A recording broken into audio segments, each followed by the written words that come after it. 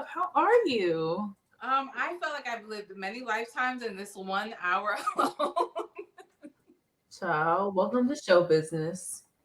Well, we've done it again, Joe. We are here and we're back in action. Let me just pull up this document so that we can get started. Wait, But come a little bit over more.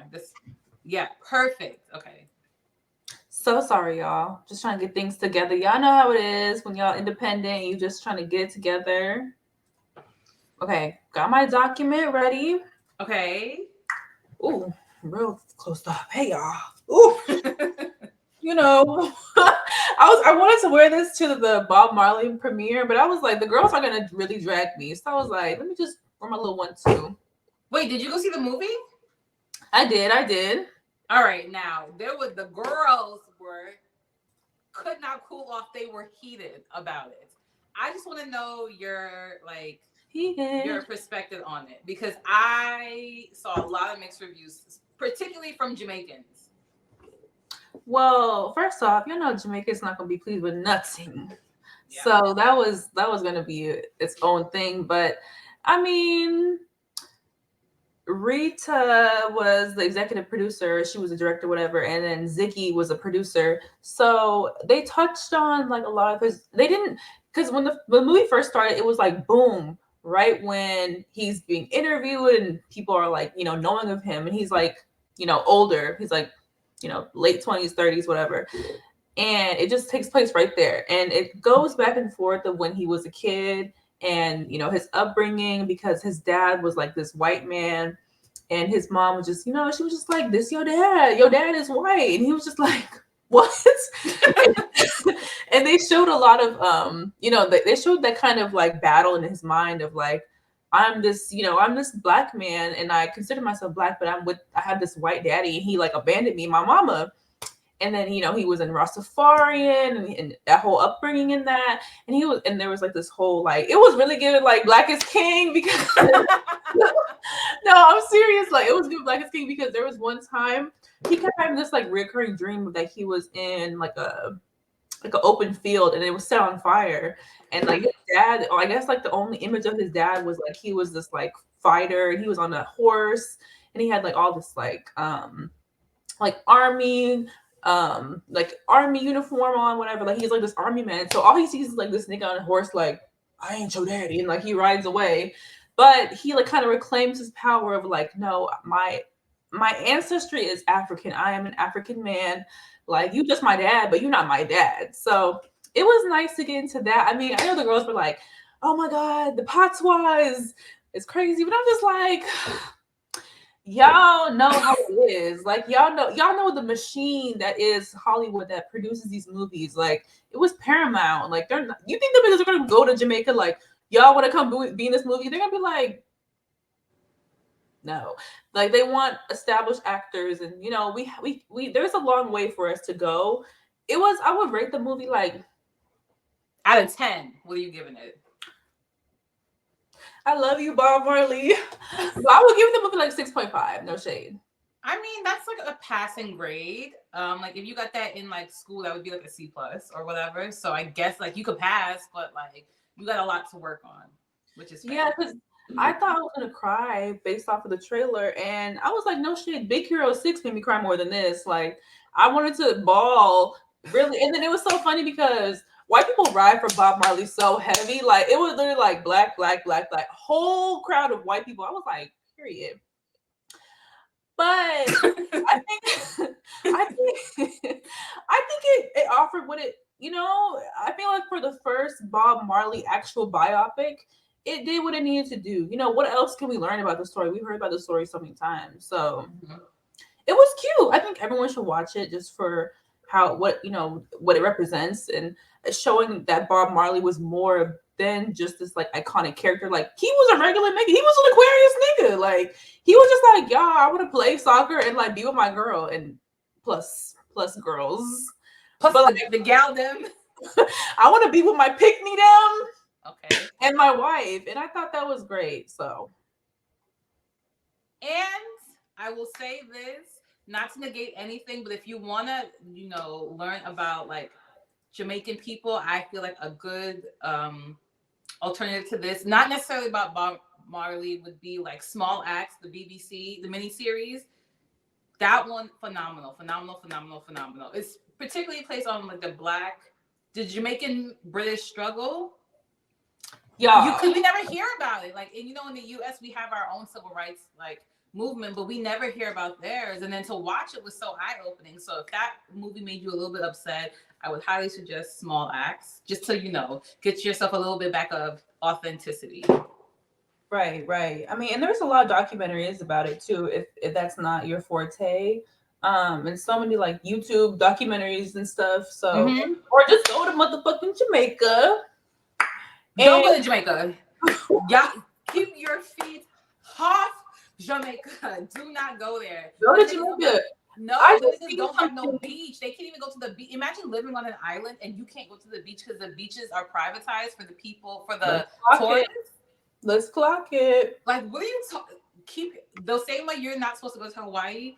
Do not go to Jamaica. Just leave my niggas alone. They want to get they want to get their perms and they locks. Leave them alone. Like, leave them But alone. I mean, Jamaica's economy relies so much heavily on tourism, so it's kind of like you're damned if you do, you're damned if you're not. Like, Yeah, I feel like Jamaica has, even though they are a sovereign nation, they have never really been able to escape colonialism in any context. Like, they went from being like, they went from being property of England to then being sovereign nation, quote unquote.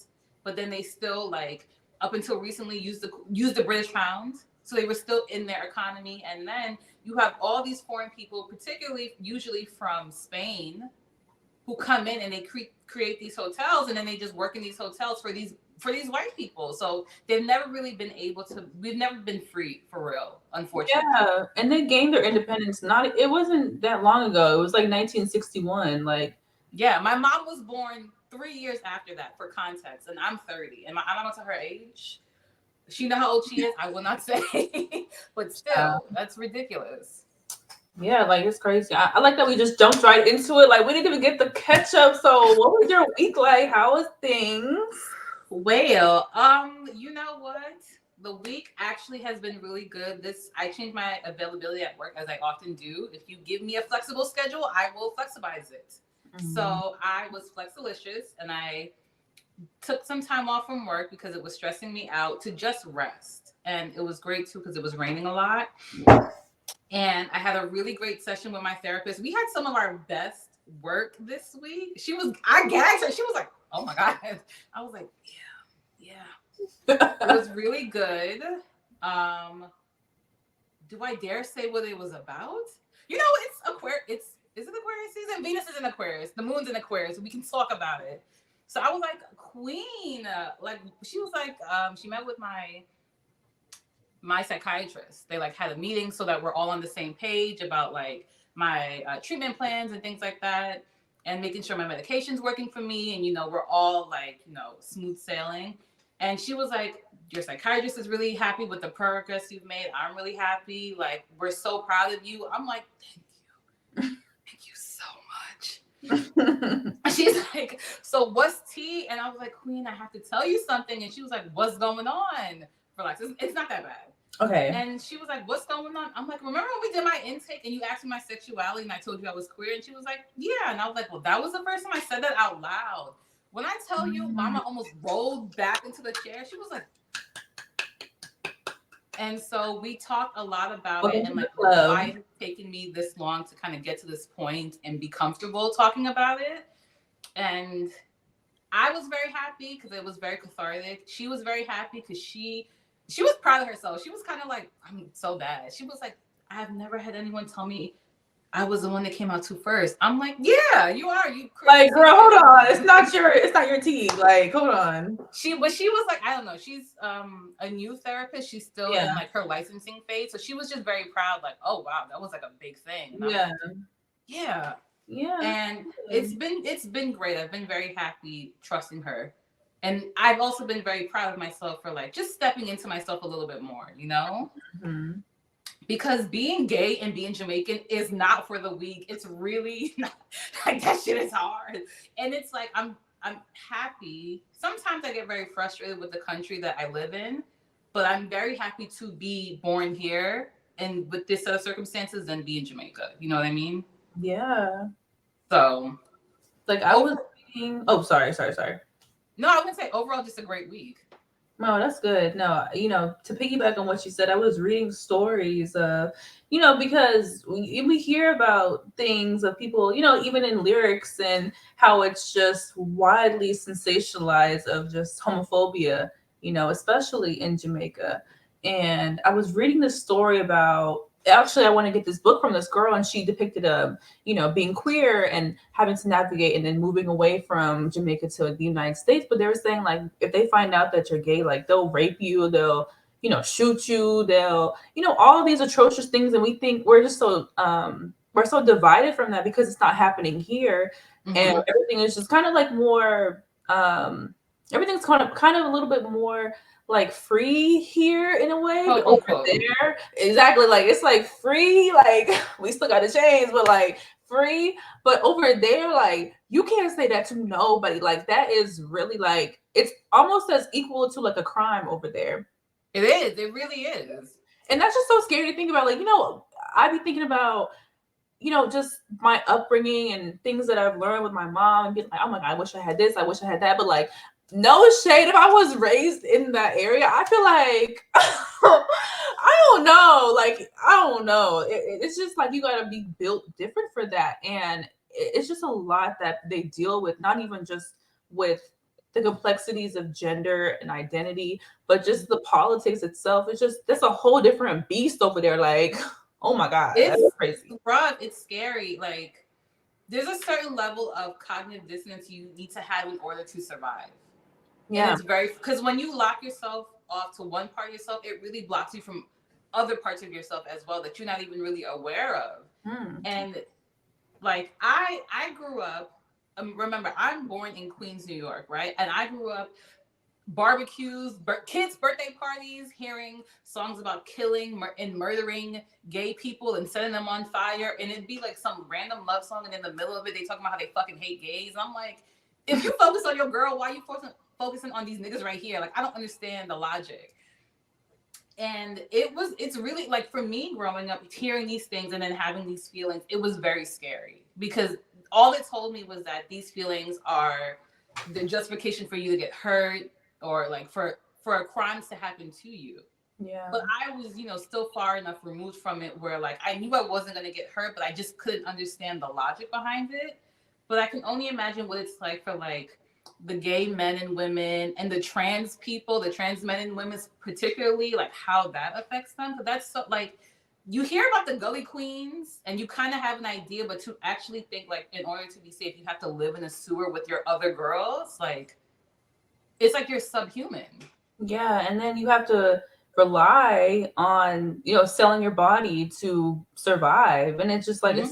it's scary. It's literally so scary. And I mean, I know that the rate here of, the black trans women lifespan is 30 years, but I can't even imagine how short it is over there.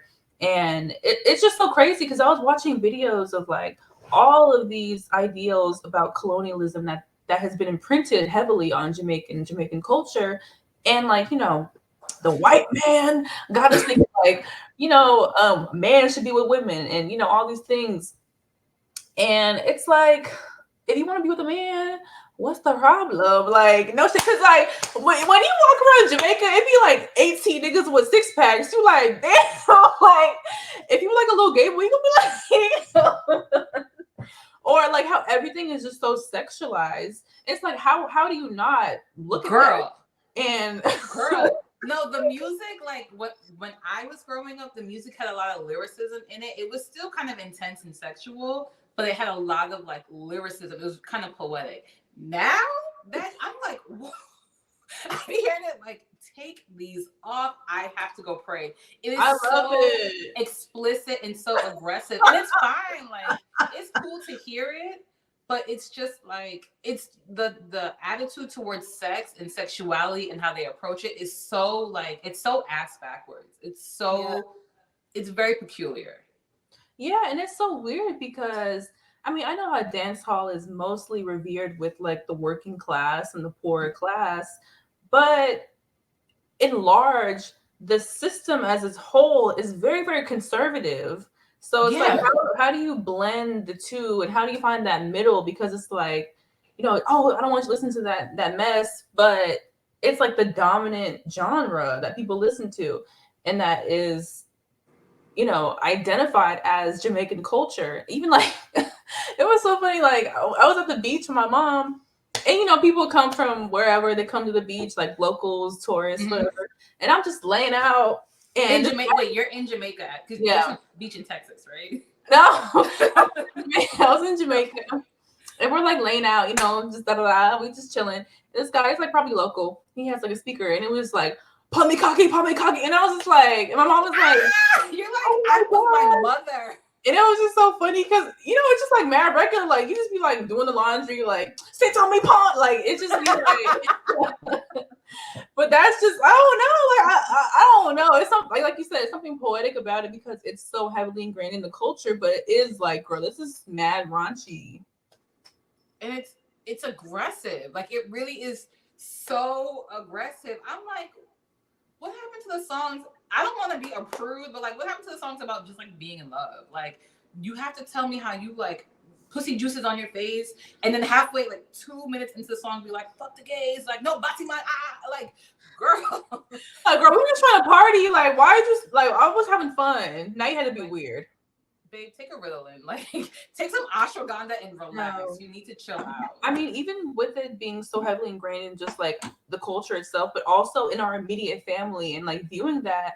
And at the time, not knowing how to like, speak about the words or speak about the feelings that came up, because even with our immediate family member, when that was happening to them, it was kind of like, what do you say? What do you do in order to show support? And or if they're not feeling as comfortable with their sexuality, what do you say? And be like, oh, well, so and so is gay, and you're gonna be like, yeah, or you're gonna be like, no. It was just so like, it was like, what do I say that is going to show support, but also like, I don't know, just be there and just hold space for this person.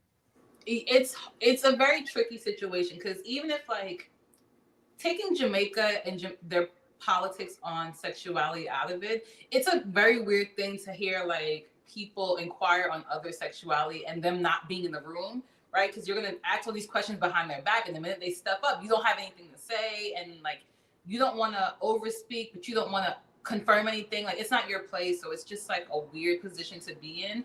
But then you add in the context of like coming from an extremely conservative country with and they're almost so proud of their homophobia. They're so proud of their hate, which is insane to me. Yeah. And you add that into the mix, and then you add in like, and then we're first generation, so then we have this like middle ground of culture that we relate to. Like it's just everything is just so. It's very, not to be a Pisces, but it's very confusing. Yeah, I wanted to really expound on that because I wanted to just discuss how you were personally raised and how this Jamaican culture, being a first generation, second generation, whatever child amongst this, because I feel like you and I have different perspectives because you were heavily ingrained in it, especially coming from New York. You're just surrounded by so much culture. And for me to be removed from that and then having to try to connect the dots or identify. So how do you feel like, for you, what was your upbringing like, or what was like things that you internalized about dating, about self-esteem, about just you being a woman in general in this world? Well, it's so interesting. When you sent me the outline, it was actually exactly what I talked about in therapy. So we see how the stars align. But growing up as a first generation of Jamaican American in New York was a very unique experience because, like you said, like we're very ingrained in the culture. So like fish and dumpling and ackee and saltfish and like cornmeal porridge and all of that was very much like a part of my week, my diet, right? Like I really ate like I was in Jamaica. Still to this day. Like I was really eating festival and sardines and kalaloo in the morning, even when I did not want that shit. It was all we had. Yeah. And so with my mom, she came to the US like in 88, and then she left and then she came back. And then a couple years later she had me. And then 2 years later she had my brother. So she wasn't really like assimilated for that long before we came around. Right. So it was very much prominent in our lives, and like even with certain words I say, I think you can hear the Jamaican accent. I got into it with these two girls at work because I kept saying porridge, and they were like, "It's porridge," and I was like, I was like, like, guess, girl, what? It's I guess, porridge. girl. But I think the biggest way it affected me was truly through my sexuality, because I have always known I like girls from the time I was like, oh, that was the only thing I really knew back then was like, I just really like girls. I just thought they were very nice and very cute, and I was immediately attracted to them. And when I would hear these songs and hear these people talk about like how gays are evil and demonic, and I never understood it because I didn't believe it. Yeah. You know what I mean? Like if I felt this way and I'm not a bad person, I'm literally just a little girl. I don't understand how this rhetoric is real and how it's true. And then it's so deeply ingrained in Christianity as well. And I end up going to Catholic school from like nursery school up into high school. Like my whole life, basically all my education was like steeped in Christianity, and that just doubled down on the like homophobia. So it really like, it just kind of like, you just literally like have to cut a piece of yourself out in order to be safe. Because you have the Christians telling you that this is demonic, this is not of God, this is evil, you have to repent. And then you have the Jamaicans telling you that like, we will kill these people. So you're just like, oh shit. Like it's like, as a little girl, to realize that you are in danger is so scary.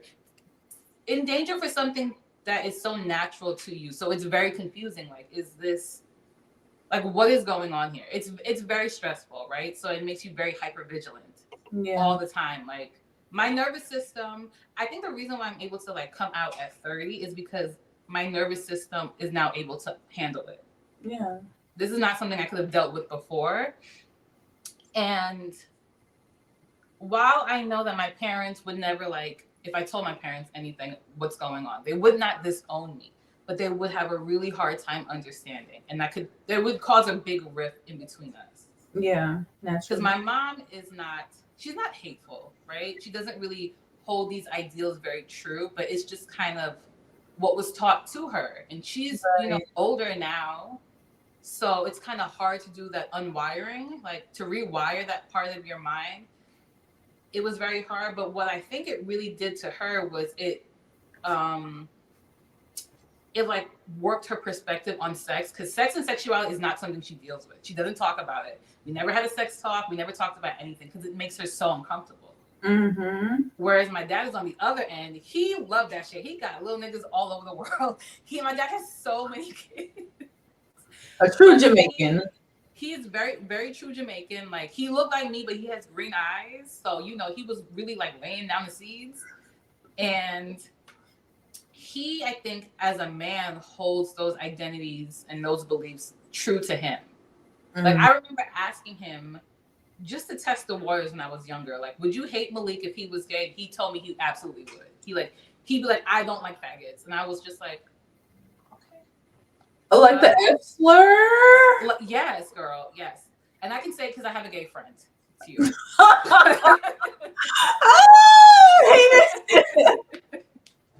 But like, he was very clear. Like, I don't like that. That's not with us. And then even like some of my family, the way I see them approach sex and sexuality when it pertains to like their own kids, that they like at any moment when they perceive them to be gay is crazy.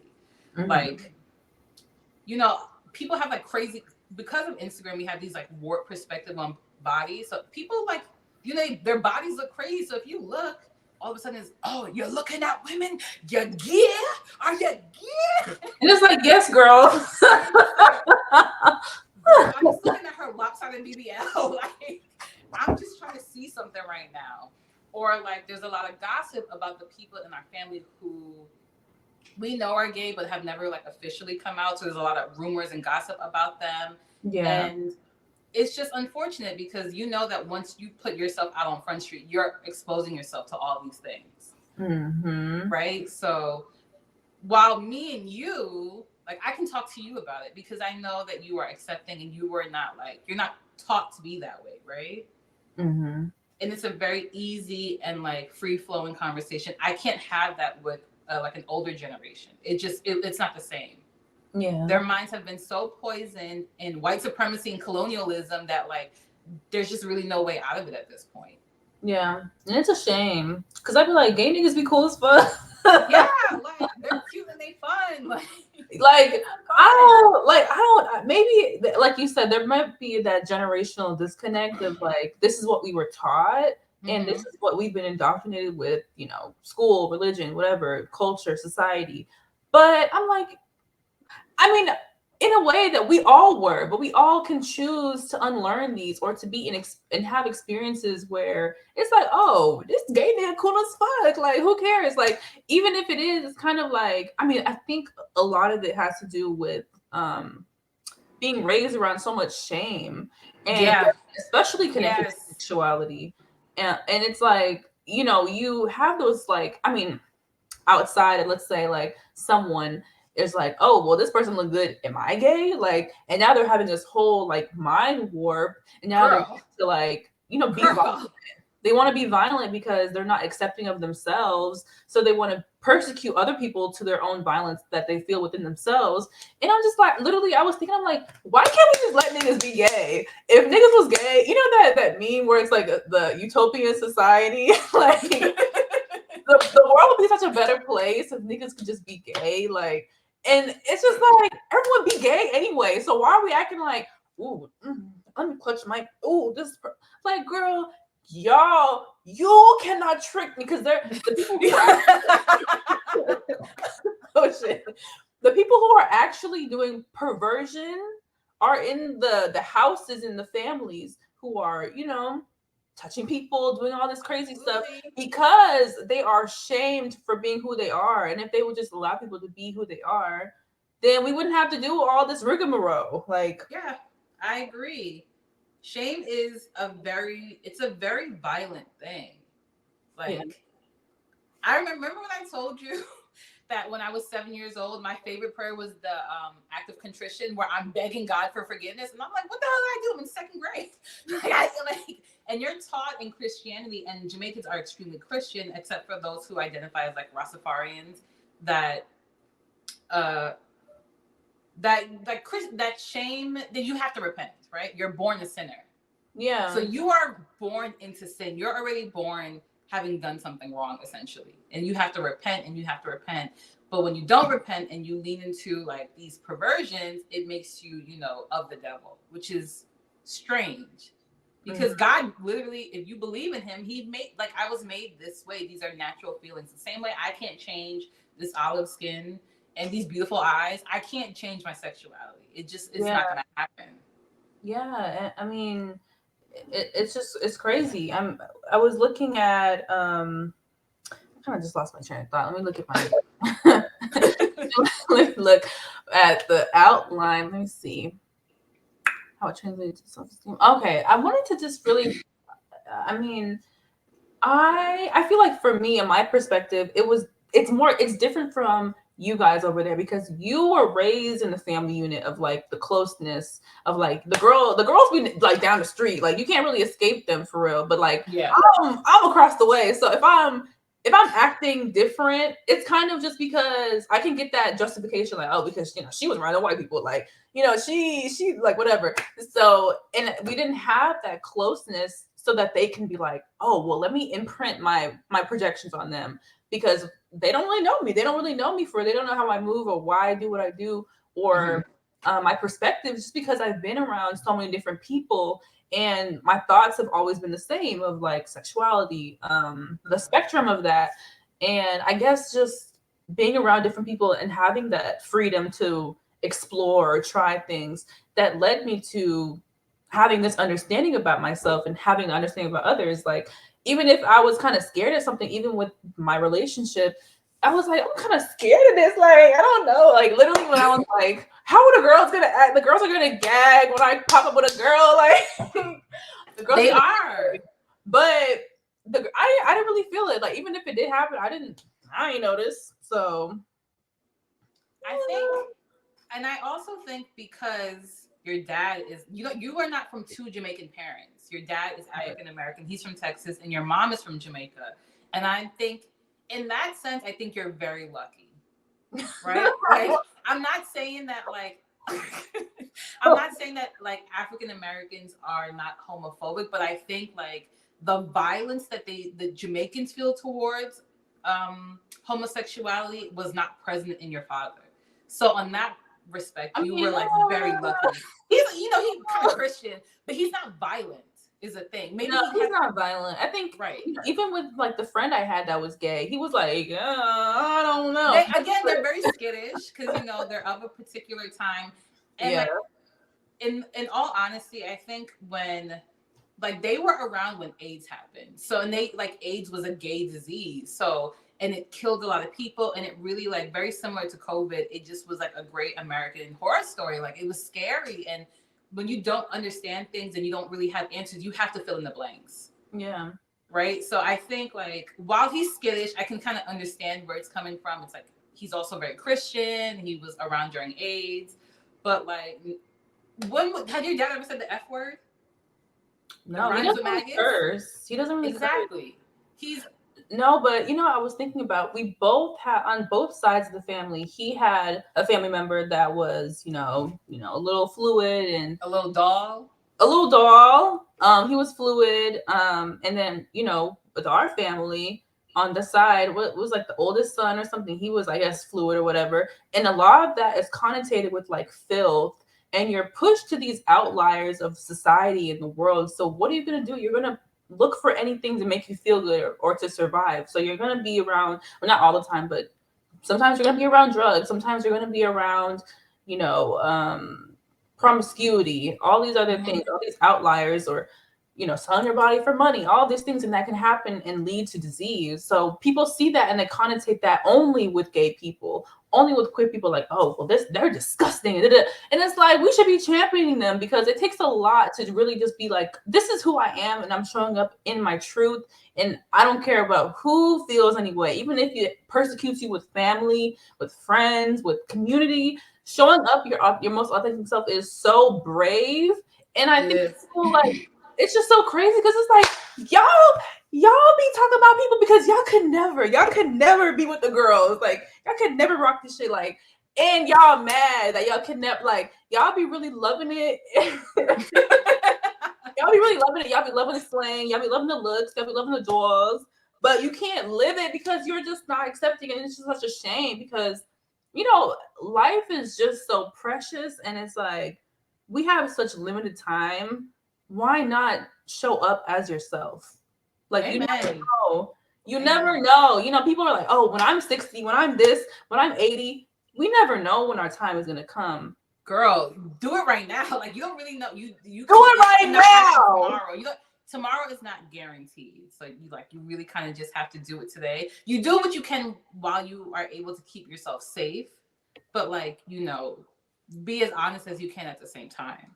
Yeah, it's scary. I think we need to have more media around, queerness, especially with the different diasporas, but specifically in Jamaica, because people are like, oh, well, times are changing, but it's like, girl, like the girls still got the queen's foot on their neck. So yeah, and that bitch is dead. That bitch is in the ground. Okay, that's so crazy to think about. I forgot that she died. I'm rocking with Lady Di forever and a day. So when that mama died, I was like, exactly. That's crazy, because I kind of feel like she's still here. Like, she's like in a jar somewhere. Like, I don't know. The queen?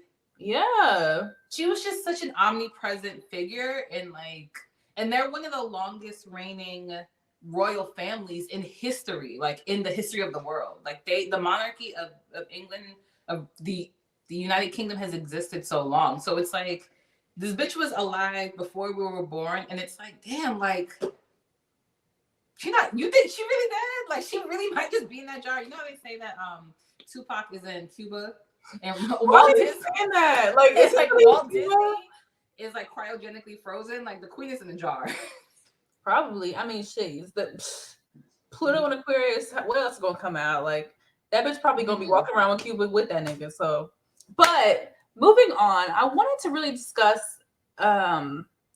majorly what being Jamaican looks like for you in this present moment and how it's evolved and how you've changed, how you identify with it, and then I'll tell you my 2 cents about me. I think I don't know. That's such an interesting question because growing up, I didn't really have a lot of autonomy, right? Like children are kind of like owned and they're just subject to whatever their parents want. And as I've grown up and kind of formed my own identity, I am not like I can identify as a Jamaican American than a Jamaican because I was born in this country. I don't have the same experiences as someone who literally is from that island, right? Mm-hmm. So for me, it's a little bit more fluid on things that like are important to me, like culture, music, family, the food. That's all very important. But a lot of the ideals and the ideologies that Jamaicans hold very close to their heart, they don't align with me because they force me to deny like truths about myself, which I cannot do. Yeah. So it's an ever changing, constantly evolving relationship between like me and my heritage and my family's legacy and like generational trauma. But it is something that I'm very much proud of. And like, but it's scary now because now that I'm like really leaning into my sexuality, it's like it feels unsafe to like want to be there anymore, you know? Like if I ever had a girlfriend, which I will get, there's a girl that I'm thinking about right now. Like, me too. What? I said me too. But like you can't take them to your country, you know, like you can't take them to this place that means so much to you, or else you're risking like violence against you and them. You're putting yourselves in danger. And so it's like, do I go there and like just don't speak about things? Do I not go there anymore? Do I have to just like, you know what I mean? Like it's as you really kind of lean into yourself, and especially with sexuality, because it is just so present, you just really have to figure out what is the right choice for yourself. And for me, it's, I think, because I miss it. Like I really love going there. I really feel like I'm at home, but there's just like, it's like I have to cut my arm off to really go down there. You know what I mean? And like leave my arm, my faggot arm up here. And I gotta hop around, be straight down there. Like I can't, like it's scary. So. Yeah.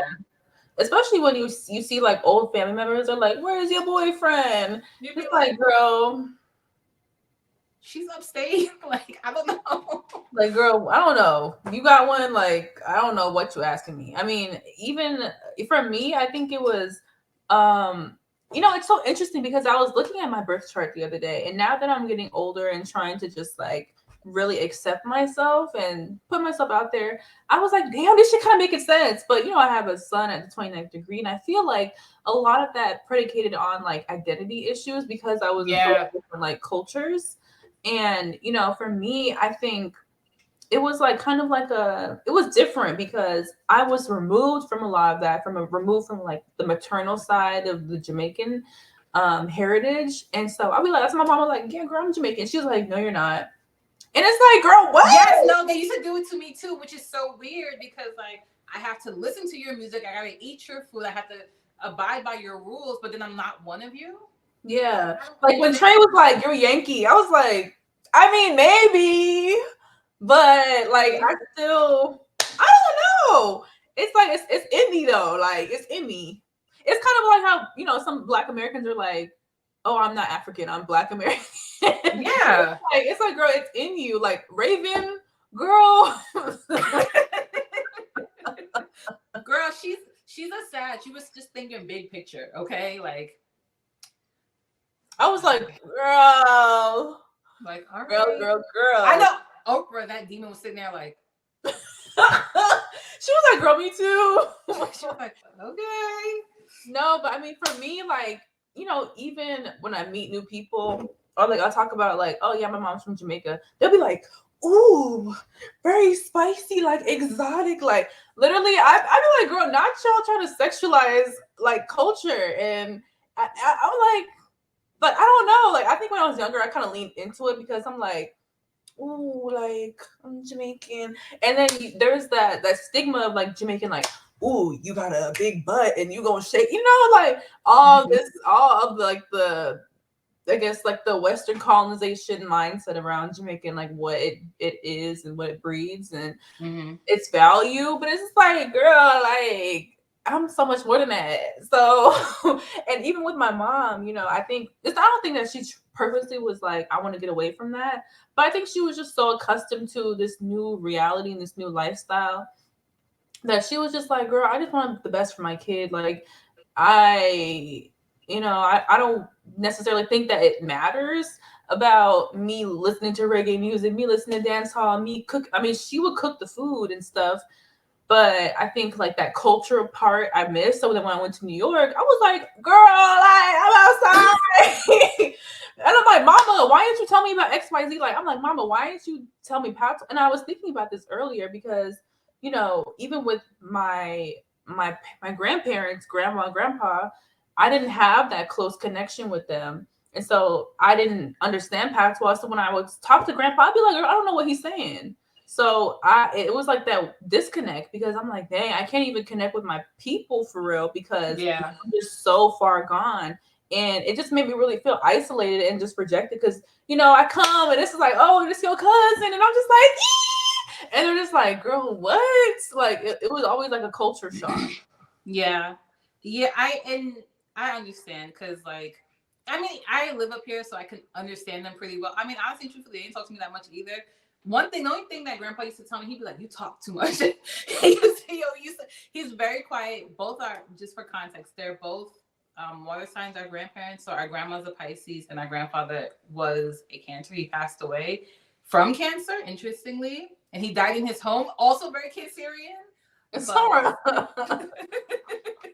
no, but like even like they didn't really talk that much, and it's weird because like I think you're just feeling the ripple effect of them because they were also like very secretive, and they didn't tell themselves like we don't know anything about like much about grandpa's mom and dad because he didn't really know them at all. So there's like a huge gap in our family of people we don't know and things we're not connected to, and then we have like families spread across and like in England that were like you would only know if you went to go see them. Yeah. Right? Like I just know of them because my mom would go there a lot, and like I've been there a few times, and like family in Canada, and like we're just so spread apart. Yeah. So I think you were just like you're just on the shittier end of just like the gaps in the generations, if that makes sense. Yeah, because I'm like, y'all niggas partying without me, like that's Yeah. lame. And I mean, it made me feel really sad because I'm like, dang, like now I can't. And even them already being secretive and not really saying much, just as a black community and black family. But now, I don't have one to speak to, and also one has, things going on, so I can't speak to them in that way. And even with my mom, like I'll ask her certain things, and she was like, "Why you want to know? Why this?" And I'm like, "Girl, I'm trying to know because I'm just trying to piece the pieces together because y'all didn't tell me nothing." Mm-hmm. And it just like makes me frustrated because it's just like the Black American effect of I don't know where my lineage is. I don't know who I came from. I don't know my roots. So I feel disconnected. I feel isolated. So within trying to establish that identity within just my internal, when it comes to my extended family, now I can't even reach them. So it's Yeah. just like constant rejection and like constant disappointment. So I'm trying to just like piece things together and not in a like a I guess like menacing way. Cause I'll be like, girl, so like what did you do when you was dating? I'm gonna be like, don't ask me that. And it's like Okay. You're and, like, okay. and then that made me want to ask you, like, what was your recollection of dating growing up? And what was your recollection of just you growing up as a young child and fostering that self-esteem while being in the midst of these Jamaican ideals? I did not date. Like I couldn't do it because I was like primarily attracted to women, but that's not something that I can really express because it's not safe. And the thing is, I've only ever been around women. Like I was thinking about this earlier. Like I was, in elementary school, I went to a Catholic school, and those are usually pretty small. So I like from third grade up until like eighth grade, I was only around like 27 kids.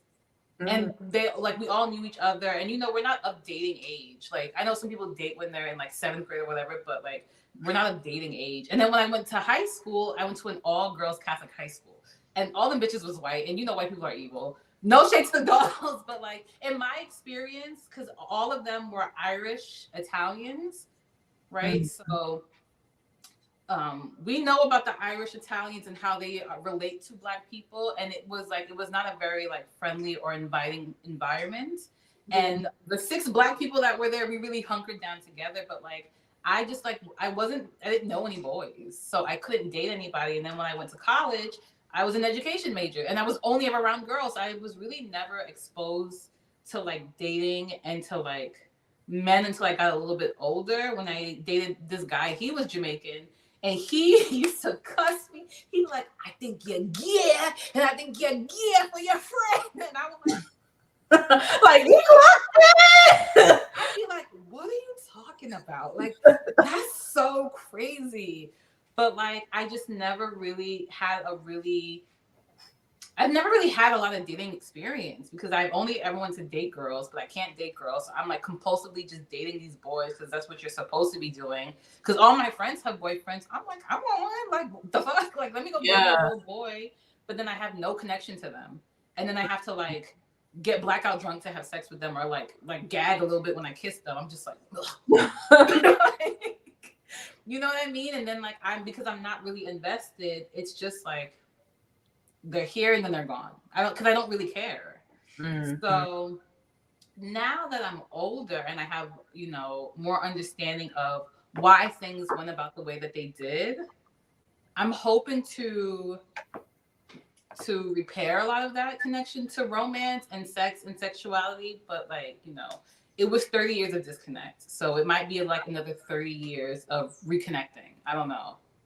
No, not necessarily. I think once you like find something that is really natural to you, you're gonna be like, girl, I like it. This is nothing. Like I should have been here years ago. But yeah, no, that's how I feel. And I got a Venus in Taurus, so I'm really like I'm one of Cupid's darlings for real. So I like what I mean by 30 years of reconnecting. It's just like it might take me some time to really like find my pace, find what I like, find the things that what I value in relationships. Now that I can define them for myself and really act on them, like really in my awareness of myself. Yeah, and that's exciting. Like the unknown sometimes is scary, but it's also exciting because it's like, girl, like now I can just kind of like do what I really want, like what I've always wanted to do. And even with me and being redacted, like I never really like experimented with girls for real, like but when I was dating them, they were like, you were like just natural, like it didn't feel like there was like a weird like disconnect, like it was just supernatural. I was like, thank you. You were like born to do this. I literally was just like, oh, okay, like don't say that now. You're gonna hype my head up. But yeah, I mean, I think it was always something that I wanted to do, but especially with this culture, and I mean, for me, I never had the discussion of like what to do with dating and how someone courts you and what to expect and what to wear. I think especially because you're coming into this westernized society, even in Jamaica, you're taught to like, okay, you have somebody, you have a baby, like the nuclear family type of ordeal and structure.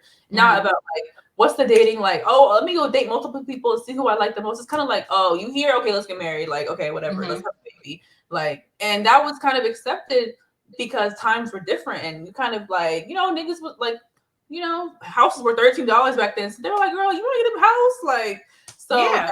Easier.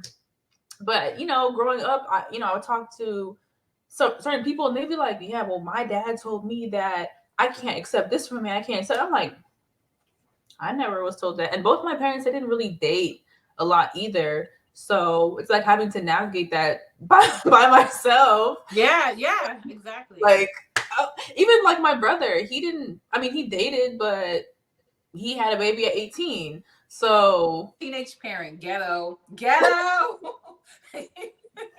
Like, and then I think my mom, she had him at 21, which is crazy to think about. Like, imagine you How with a 3-year-old, like a little biracial 3-year-old, you're like, baby, Biracial.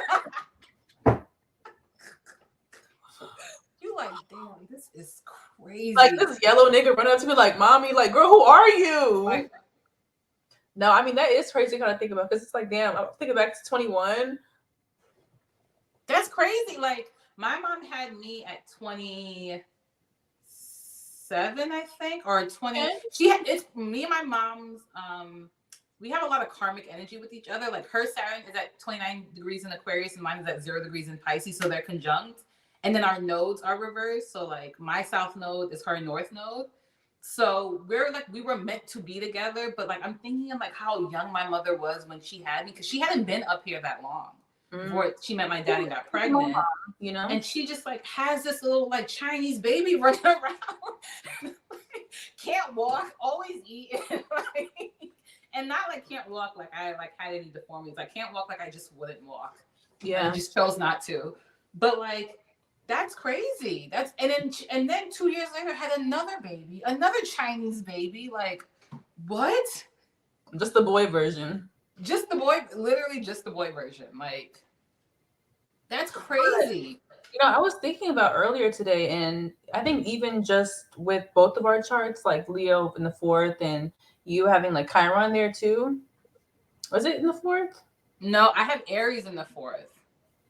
Child. I have Ceres. Yeah, I have Ceres in my like. So I basically like I had a lot of emotional independence, which as a little girl just meant that I was alone a lot. Like I kind of had to raise myself because my mom, she worked. She's a nurse, and she was an ER nurse, and those are 12-hour shifts. So I wake up, she's gone. I come home from school, she's gone, and then by the time she comes home, I'm about to go to bed. So I spend a lot of time by myself. Yeah. But the ruler of my 4th house is in my 8th house with my Chiron. So it kind of like still has the same type of energy, but it's just placed somewhere else. But that's again like inherited karma, anyways.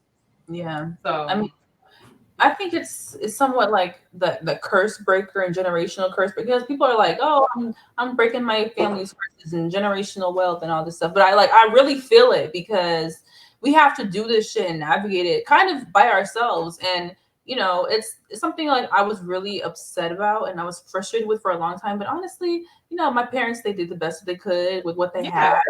And especially with adults, they think that, oh, well, I have a roof over your head, I have food in your belly, that's all you need. And it's like, no, I need emotional support, I need, you know, vulnerability, I need that comfort, you know, especially as me, I'm sensitive. So I'd be like, Mom, that Cancer moon, you're like, can you hold me?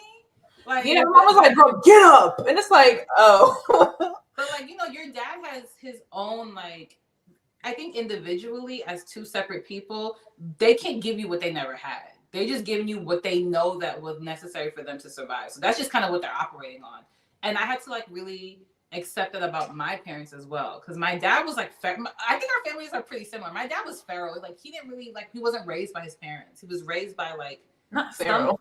He really was. Like he was raised by like his uncle, and they wouldn't let him sleep in the house. They literally made him sleep outside his like whole childhood.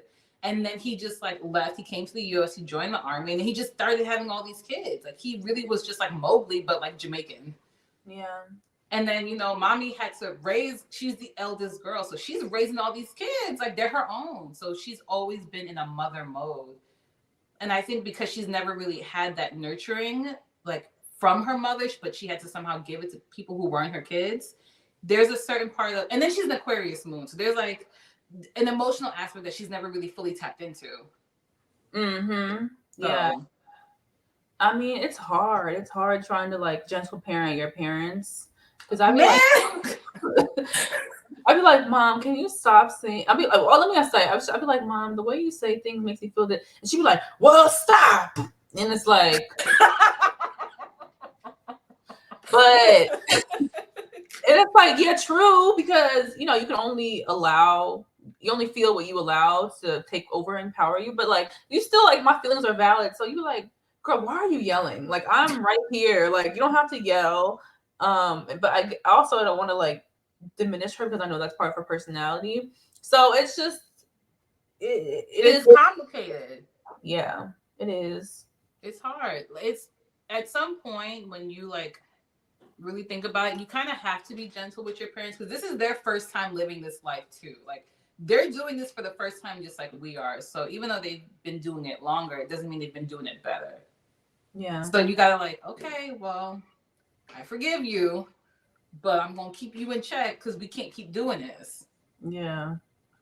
Because it hasn't worked, so maybe we gotta do something else. Like the same thing is, doing the same thing, expecting a different result is insanity. So we gotta try something else, even if it's Mm-hmm. uncomfortable, and even if it doesn't feel good, we gotta do it because I mean, I think that's even just a blessing in and of itself to be on the other side.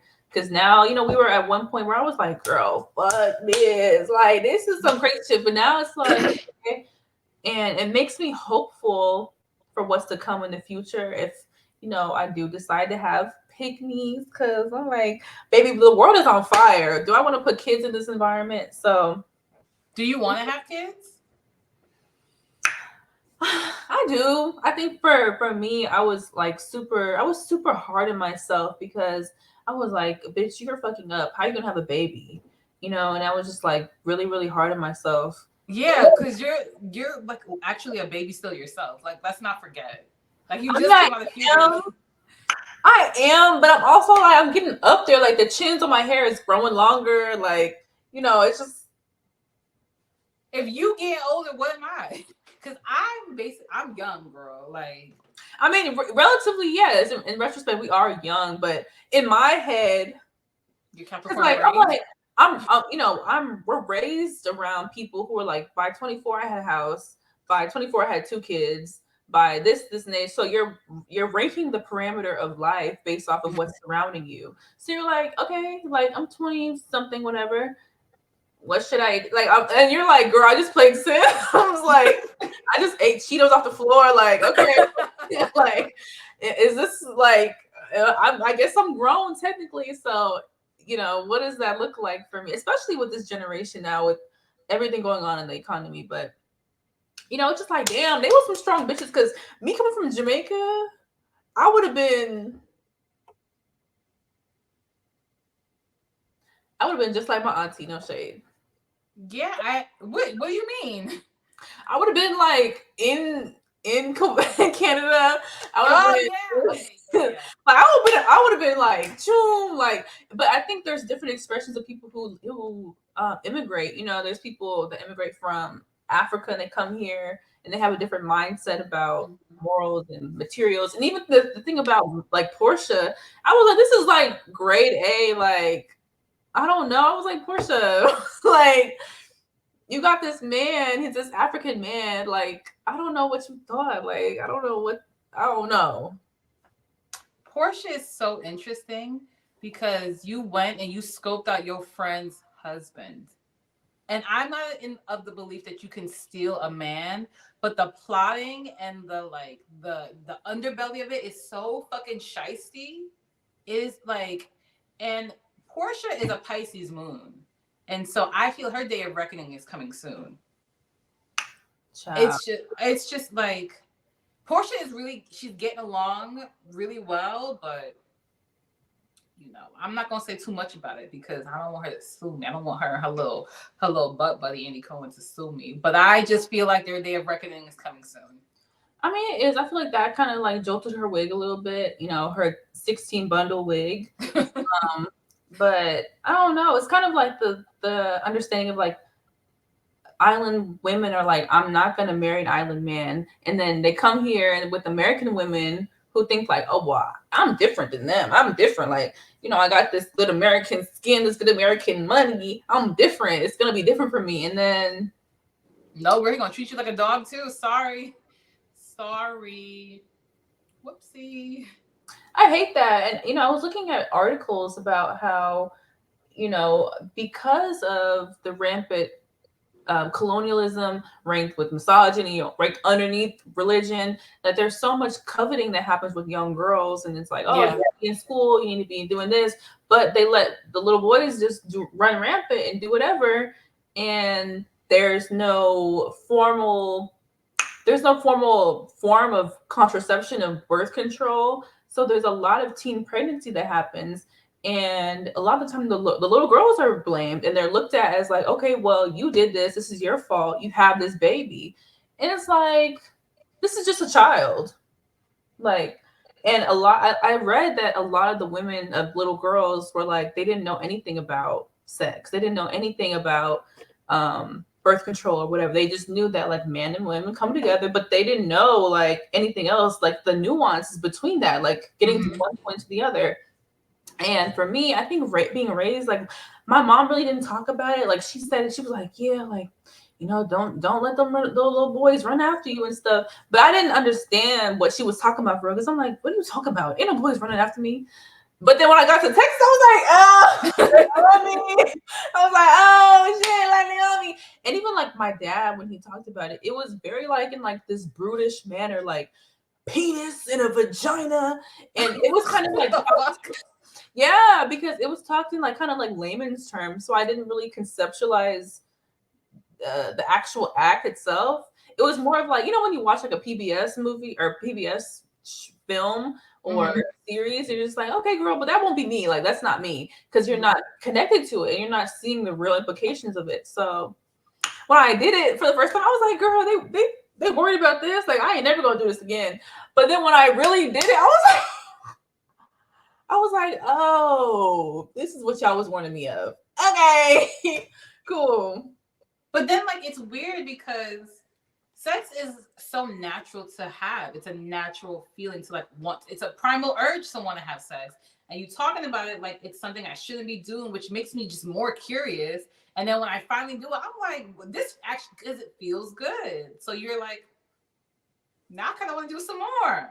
Or it's supposed to feel good. In my case, when I was knocking boots with these men, I was like, girl, I want to go. Like, get the Uber. I hate this. But like, when you have sex and you enjoy it, you want to have more of it. And then it's a very confusing thing to be told that it's like wrong, but it's very natural. And then no one is talking to you about it in a way that you can really understand. So you're just like, it's weird because now I'm an adult, right? So I'm 30. When I was 14, all my friends were having sex. And they were also having sex with grown men. They like wasn't like, because again, we went to an all-girls school. Yeah, they weren't like they were grown men. Like my friend was 14 and she had a 21-year-old boyfriend. Right? My friend was 13 and had sex with an 18-year-old. It's just like, it was weird. And we're all Caribbean. And I think that truly played a part because I know for a fact there was no conversation about sex. There's no conversation about like what happens, these feelings, these urges, like how do you really appropriately handle them as like as a blossoming woman. I don't even want to really call them like young women, like as becoming like coming into your womanhood. Yeah. So it's like, and it's crazy because now I see 15-year-olds on the street and I'm like, these bitch, like grown men lay down what? Like it's and those are that's one of the like really dangerous things about it, because then you get it taken advantage of. Because my friends were so explicit with the way they were talking about sex, maybe because I was just very uncomfortable. It just was a lot for me. But I can't imagine a 15-year-old having sex with a grown man and then not realizing that like that should not be happening. Yeah. And then they're also like very excited about it too, because they're like finally doing it. And it's just like, girl, we have to do algebra homework. Like, I don't want to hear about this. It's scary. Yeah, I think that comes from like a lot of like that, like I said, the shame. So you're doing all these crazy acts and then you're hiding it. Mm-hmm. You don't realize that you're a victim. And yeah. It's crazy because then these men don't get persecuted. These women have to deal with the long history of trauma, because it's like you look back and you're like, damn, I was 15 fucking this 18-year-old nigga. Like, and even what we just seen with Drea, and she's having her baby. She's like 30, she's like 39, having a baby with a 22-year-old. That's crazy. That is so wild. Like, bitch, get a fucking job. Like, no shade. I don't know why. Like, I get it. Like, listen, I get it. Like, I get like the cougarism, but I'm like, Drea, you could have got you like an old nigga, like an old CEO nigga, an old nigga that owns some land. She could have just been with a white man. She could have got herself a rich white man. I feel like when black girls don't want to like put too much effort in, I'm like, go get you a white man. They don't really know that much about you anyways. Like, you could do whatever and they think it's fly. She could have got herself a rich white man, she wouldn't have to been doing all this and would have been dragged through the mud. Something about Drea tells me that she has a kink for getting yelled at. And I will not engage in that type of perversion. Something about her is telling me she like does this shit on purpose. Yeah, I mean it's crazy because I mean I could like even me at 24, it's like what am I gonna do with a 22-year-old? No shade, like What what would am you do with a 39-year-old? I? Exactly. Go on vacation. I mean, 39 is kind of a steep jump. I mean, even 22 to 39 is crazy, but 24 to 39, like I feel like 24 to 30, yeah. You're Like pushing it. it's yeah. I mean, even remember that nigga I dated? I was 22, he was 30. Yeah, and thank God that didn't like go very far because I'm like, girl, this shit is weird. Like this guy's weird. Thank God I was about to be like, mama, pull the wig off I your just wanted to do something for eyes. the plot. I'm like, it's summertime. I don't got no crush. Like, it's hot outside. I just want to like be like, but you know, whatever. Guess not. No, I'm playing, but I mean, yeah, it is crazy. It's a lot of that, and then I don't know how prevalent the perversions are because in my immediate family there wasn't a lot of perversions, but there was a lot of like secrecy, and there was a lot of like um just things swept under the rug. Even with me meeting my dad's side of the family, I'd be trying to ask questions because I don't want to assume things. I don't want to just leave things up in the air. I want to know because girl, that's just what I'm that kind of person. I'm very inquisitive. I want to know things. So I'd be like, oh, well, why was my grandmother out in the streets and y'all didn't help her? And she had these two babies that y'all knew about and y'all didn't help her, y'all didn't offer support. What's going on with that? What's going, and then people are like, oh well, you know, she was doing her own thing and this is and that.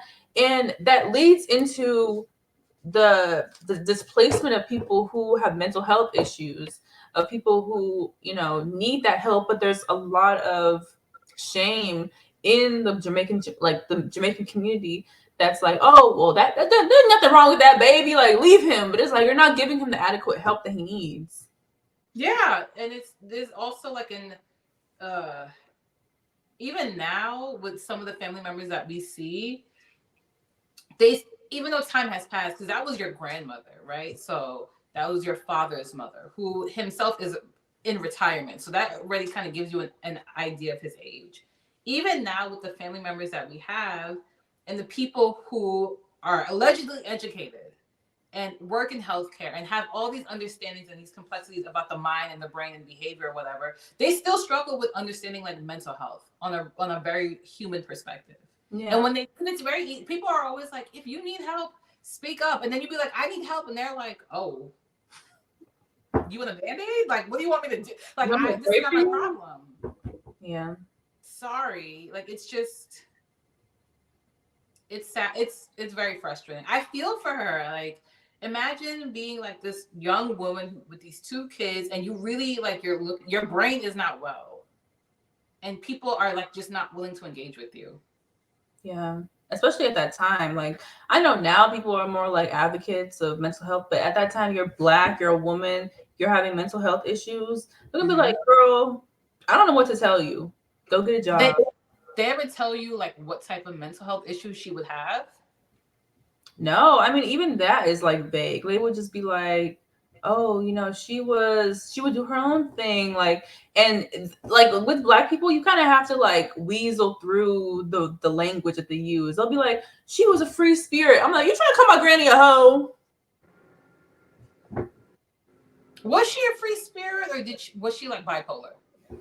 Maybe a little bit of both. I mean, even like, the stories that they say, it's kind of like very vague. Like they'll just be like, you know, she was here, she was there. I'm like, what does that mean?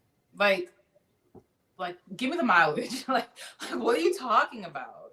And even I think when she passed away, she was being taken care of by this older white man. And it was just kind of like, who is this nigga? Like, what is going on? And like, I don't want to say that about my granny because I love you, granny. You know, and I'd be trying to like immortalize her and remember her and the ones that passed. And I think that's a lot of that fourth house, Leo in the fourth house of like, you know, that the roots and your family and the Mm-hmm. family tree and trying to get back, because you know a lot of my family is like disconnected from what I know, especially with my dad. But Mm-hmm. it's like I want to know these things because I want to know what affects me and what is genetically dispositioned for myself or potentially for my kids in the future, because I don't want to, when I be like thinking, I'm like, what the fuck is wrong with me? Like sometimes I would used to think like something is wrong with my brain. Like I don't know why I think this way, or I don't know why my rationality is like, I'm like, I wish that my brain, I could just like take my head off and like screw my brain around. I'm like, what is going on? And I was like thinking, like, and I was reading this book that was saying grief. I wish I wrote, I think I had it down, wrote down somewhere.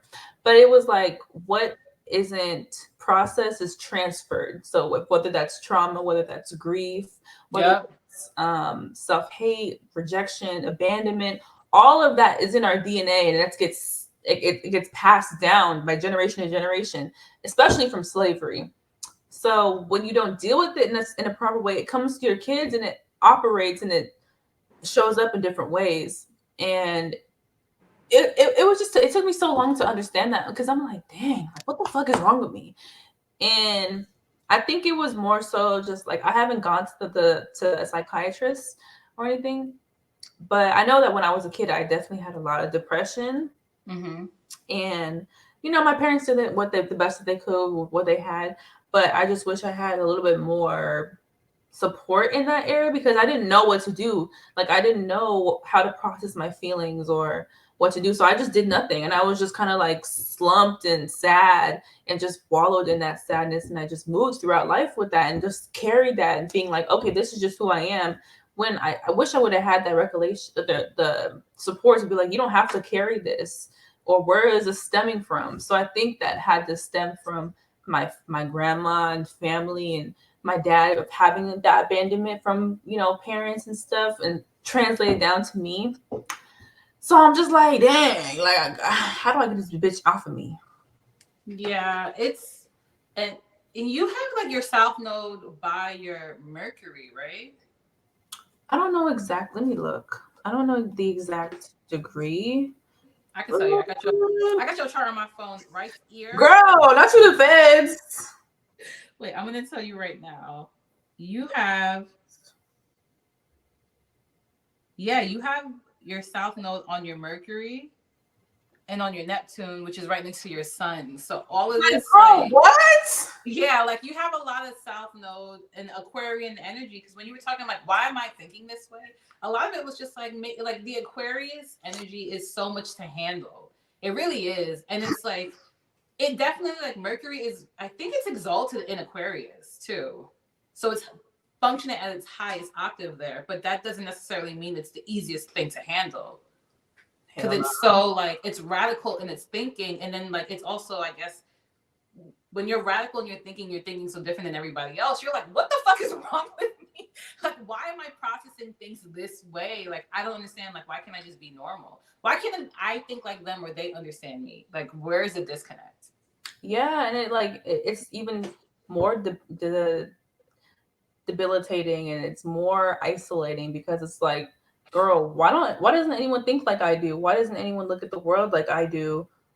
And then you're like, bitch, I'm just gonna be by myself and like hate myself because I don't see what's reflected in me outwardly. But now I'm having to be like, get away from the South Node Aquarius into the Leo of like full self-expression and Mm-hmm. self-acceptance of that, and like not cater into like the group think of like the community and the collective of like, oh, this is how I should act, this is how I should show up, because I present as a baddie, a black girl, and this whatever, because you shaped this way, because you look this way, you have to present another way. But I'm like, girl, I'm me, like I'm literally just me, and God made me like this. So I guess I just gotta lean into it, because I was trying to like be quote unquote normal or be socially acceptable, but it wasn't tea. It wasn't tea, and it made me even more sad. So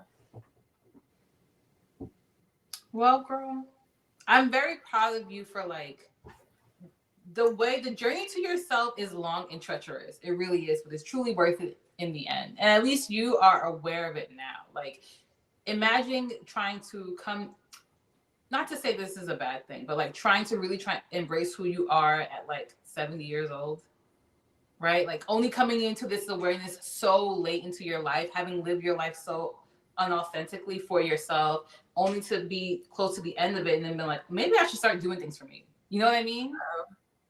So yeah, I mean, that's what I'm trying to do now because it's like, yeah, I was in this understanding, like, oh my God, it's too late for me. But I'm like, girl, now it's you can do it anytime. But I really want you to watch the show Black Cake because it really conceptualizes so much of what we talked about. And mm-hmm. it's just a great show. Like, I didn't think I was really gonna be into it that much. And it's just like, wow, like the writers were writing on that show. Like, it was so crazy. I didn't know it was a book before, which is kind of crazy. Yeah, you know everything be a book. They're like, girl, ain't nobody want to read. Make this Yeah, TV. I started, but I didn't finish it. There was a little bit of issue, transference with my Hulu account, Black Friday sales. So now I got it. It's settled. It's good. Whatever. Like, I'll watch it.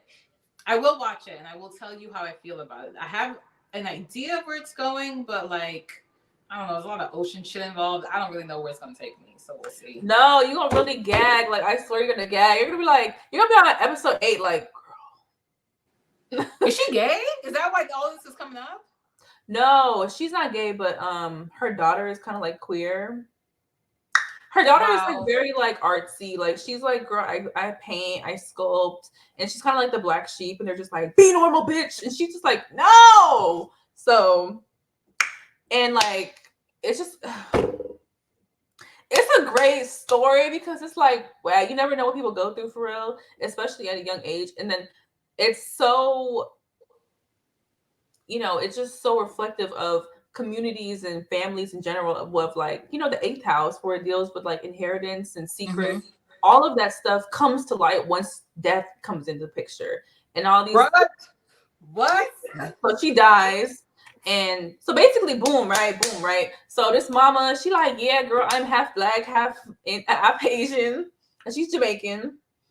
And her daughters and son, they're B and B. So she passes away, and she's like, she records all these recordings for them to sit down. And she was like, B and B, listen, it's mommy. I'm here to tell you the story of my life. And then it just shows a cinematic form of like her life as a kid in Jamaica, her mom, her dad, and this is now like her dad was a Chinaman and they own a store, and then having to come to America, and it's just it's a whole journey. Like, I swear to God, like I was like, oh my Was it triggering some? Because like grandpa's half Chinese and grandma's black. Were you like, this is my family legacy? Like, was it giving a little bit of that? it was more so giving of like the secrecy of family and just like how much parents go through, and like the dynamics of family itself of like, oh my God, why doesn't mom want me to be like this? Oh my God, I hate mom, she never accepts me. And then you like, your mom was like, girl, I'm gonna tell you my story arc, and you're just like, damn, like my mama was a little girl at one point. That's crazy. And then you just hear about the complexities and dynamics of relationships and trauma amongst that and how she dealt with it, because she was like, I don't want to get into, I'm gonna spoil a little tiny bit da, da, da, da. So basically, like, she's this like half Chinese girl, and she's just like having a great time in Jamaica. But her dad was a Chinese man, and he owned a store, but he was a gambler. He had a lot of debt. So her mom was like, bitch, I'm out. So she left. And she was like, damn, my mama left. Like, that's crazy. But at least I'm a swimmer. So the whole thing was like, she loves swimming. She's like a swim girl. And so in order to settle the debt that he's acquired, he marries her off to like the town drug lord or whatever. And then that's when Oh wait, I remember that. I remember. yeah, I think I got to this part. yeah. And then that's kind of like where the story starts of like all the craziness that comes out, and like the falling of her life and having to pick it back up in a new area. So yeah, it's really crazy. Like, oh my God. And it's just like having the blending of families, even with my homegirl Tiffany over there, and getting into like my other family in Houston. It's just like, damn, like we really black for real. That's crazy. Like, because I mean, I know, like, I don't want to compare, but I feel like white people don't go through that. Like, they don't be going through shit. Like, they'll be like, oh my god, my grandpa was in KKK, but that's like pretty much it. Well, I mean, they have their own um they have their own stories. Like the transition from like being like poor Irish people in the UK to them being like poor white people who are like not really considered white in the US is like, you know what I mean? Like they have their own stories, but it's like they were able to come on their own accord, right? They were able to do things through their own autonomy where like we was fucking slaves, girl. Like niggas put us in the bottom of a boat, chained up on top of each other like that for weeks. For how, I don't even know how long the journey was. I like, like it's scary. So they have their own processing to do, but I'm not trying to compare traumas. I don't want to be like the oppression police and the oppression Olympics. But like we already know what's tea, so we don't really have to get into it. Yeah, we know. See, I was just kind of like, I mean, it is kind of easier to just be like, well, they never go through but I was just like, yeah, there. When it's just so immediate, it's kind of like no one else goes through this, but people go through their own shit. But yeah, people go through their own things, and like adapting to new cultures is hard.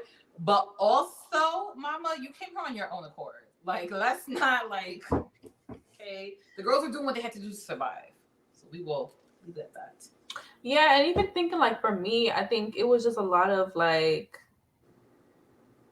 because I was raised around a bunch of white people, and then I was raised around a lot of Spanish people, and then coming to the South, it's like all people, black. The majority is black, but everyone. So now it's like, who am I? Yeah. And I feel like people.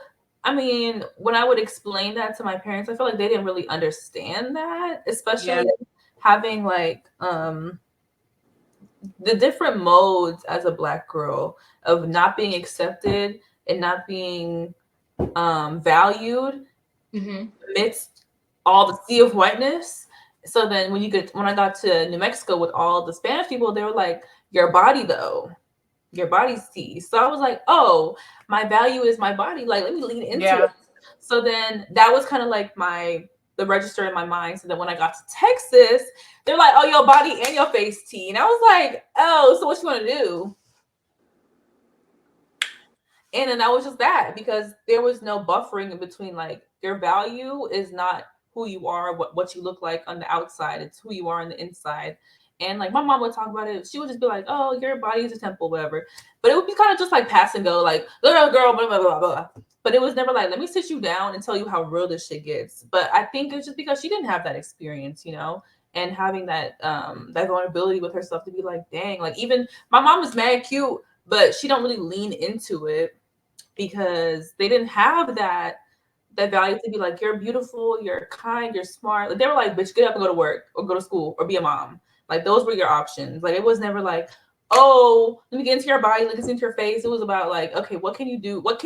Your value was based on what you do, not who you are. So do those things. So I was like, dang. It's hard because it's like, dang, you was a little girl, you had to go through the same life I did.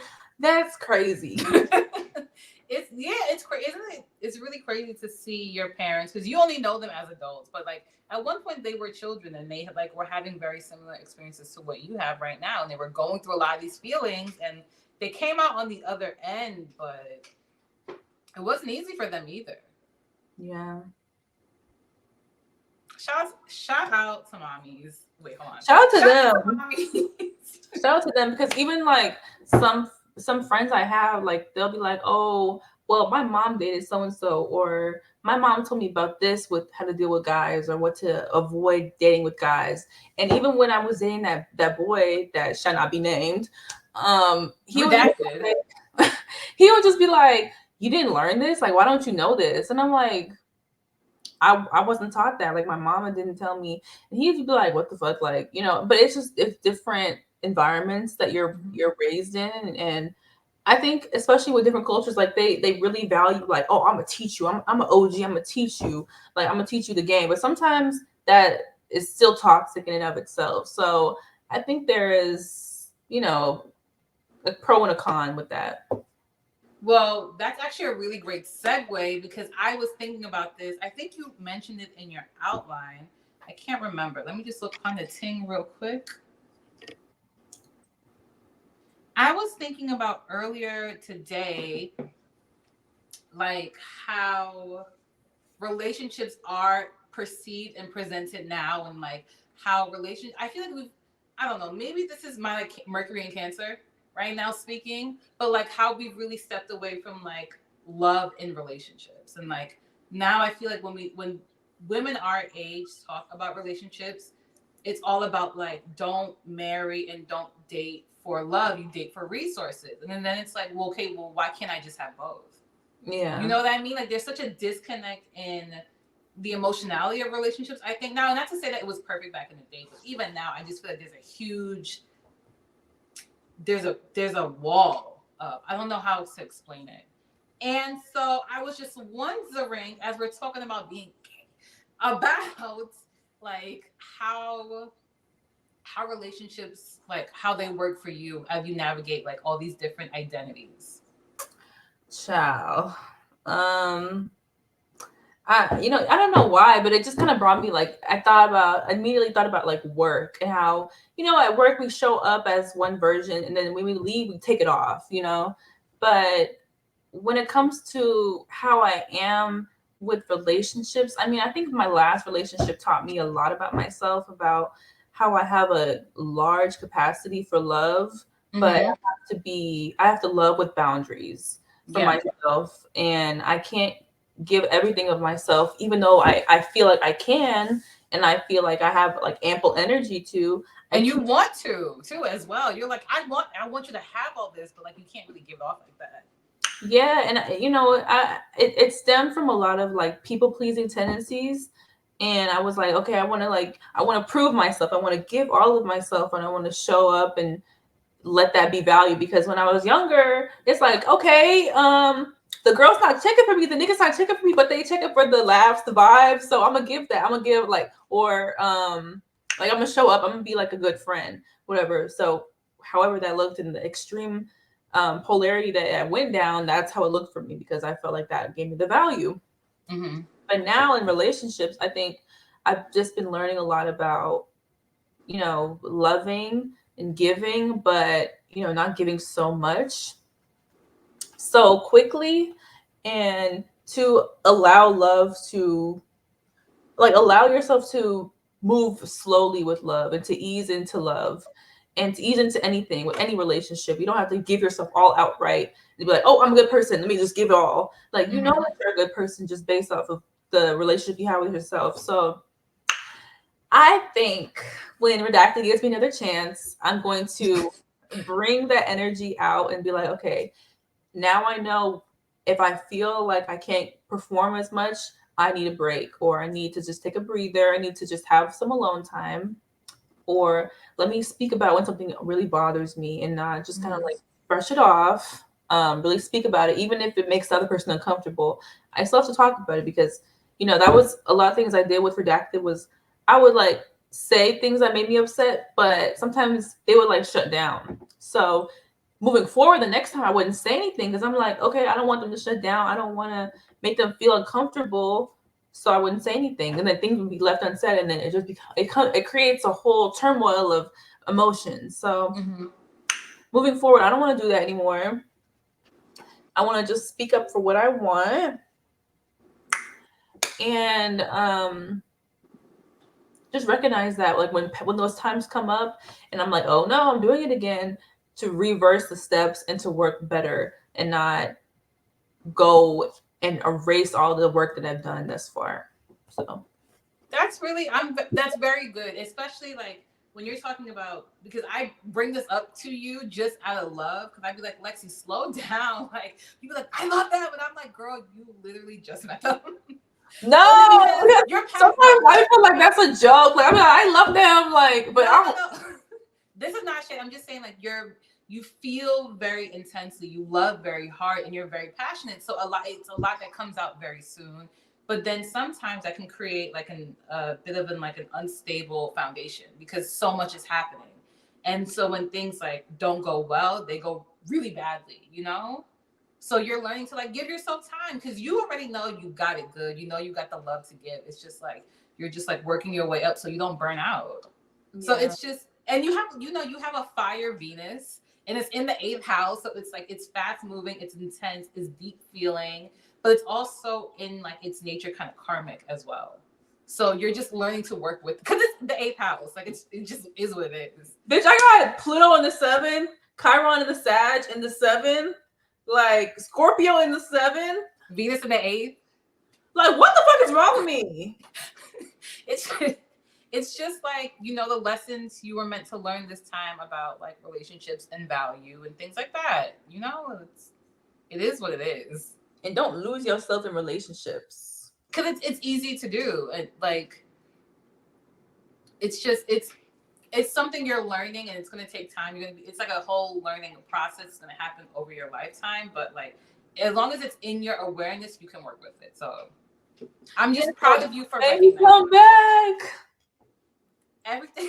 And like also self-regulating, because I think before I was like more anxious, and knowing my attachment style now, I'm like, okay, whenever Redacted doesn't like message me in the notes, I'll be like, oh my god, and then I'll spiral. But then I'll be like, no, let me take a step back. Nothing is wrong. Like, the world's not ending.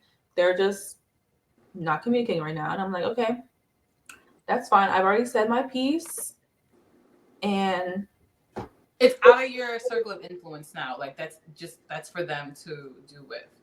Yeah, for sure. I think before I was like, I think even that, just all the dynamics were bringing up like those codependency things. And especially with it being like my first like queer relationship, I was like, oh, like, this ought to be the best. No shade. Like, our other hosts could never compete. So there was a lot of ego in it too. So moving forward with the revival of the relationship, I'll be like, this is what's tea. Like, we got to work on this. We got to work on this. But I know that things will come and they'll ease. And right now I'm not trying to force anything. I'm just in the flow state. So now I'm just talking to my big cousin. Yay! And I'm here for you, which is very good. I'm always happy to be here for you. I love talking to you. Yeah, we got to have more community because, you know, it's hard. Even like I was looking at this event on Eventbrite, and it's, I don't know, like before, you know, Redacted was like, you're queer. And I never like, it never resonated with me. But now I'm like, dang, I really am queer. So yeah, it's weird. It is weird. I don't want to like, I don't want to jump the gun and like be in every queer space and like, you know, do like the stereotypical queer things. But it's kind of like, you feel pulled to, but also it's that disconnect of like, girl, I don't want to show up and be something that I'm not because I have this title now. Yeah, I agree as well. Like, I don't know. I am someone who is like currently struggling with community because I've always had community, but I've always had community under like a facade of like, because growing up, I didn't like, it's weird to say, but even though I'm so young, like I didn't really have a lot of gay representation. And there were like, you can't tell me any Black gay women. Like, who? Wanda Sykes? Who else? Name another one. Queen Latifah don't count. She's not even really out. Alice Walker.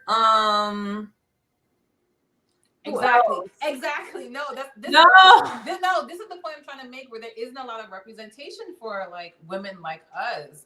And growing up, I only saw like gay was for white people and specifically white men. And it was also only accepted if you were a jester to them. Like if you were able to like clown around and like be so flamboyant that like people thought you were funny, and that's how they accepted you. And while that's not necessarily what I think I did, because I think I just have an exuberant personality, I know for a fact that like I had to like, I feel like I had to sing and dance to make people like want to embrace me because I didn't want them to see something else. You know what I mean? Man. It's and then like now that I'm more cognizant of it. I don't. It's like I feel like I'm in a really weird place in a lot of my relationships because I'm like coming into my own truth. I'm becoming an adult. I'm entering a new decade. I don't want to bring a lot of this baggage with me, but I also know that like I can't drag people on this journey with me. And it's not to say I abandon them, but I have to learn to embrace new community. But it's scary because it's weird because I'm such an extrovert. So in my head, I'm like, girl, you're good. But then when I'm really around the dog, I'm like, oh my God. It's intimidating. And it's like when people used to say it's hard to make friends, I never understood what that meant. I'm like, girl, if you don't just fucking open your mouth and just talk, but like entering a new space is scary. It's just and like you're very conscious of what people think of you, how you present yourself to them. You don't want to be rude, but you don't want to be fake. So you're very self-aware. It's very hard. Mm-hmm. I'm realizing now because I used to be able to fill myself up with other people, right? Mm-hmm. Like I had a best friend and we were always together until we weren't. And then I literally had like for 3 years I didn't know who I was because I'm just like I don't have this other person to regulate myself with. Yeah. And then like my other friends, they have their own lives. And like I used to fill myself up with my little cousin who was close, but now she's in high school. Like she's making her own friends and building her own community. And me and my mom, like my mom is an adult. Like everyone has their own space, and I don't feel like I don't have the. I mean, like now I have to fill up my space with things that are important to me, right? Like I can't transfer myself onto someone else now.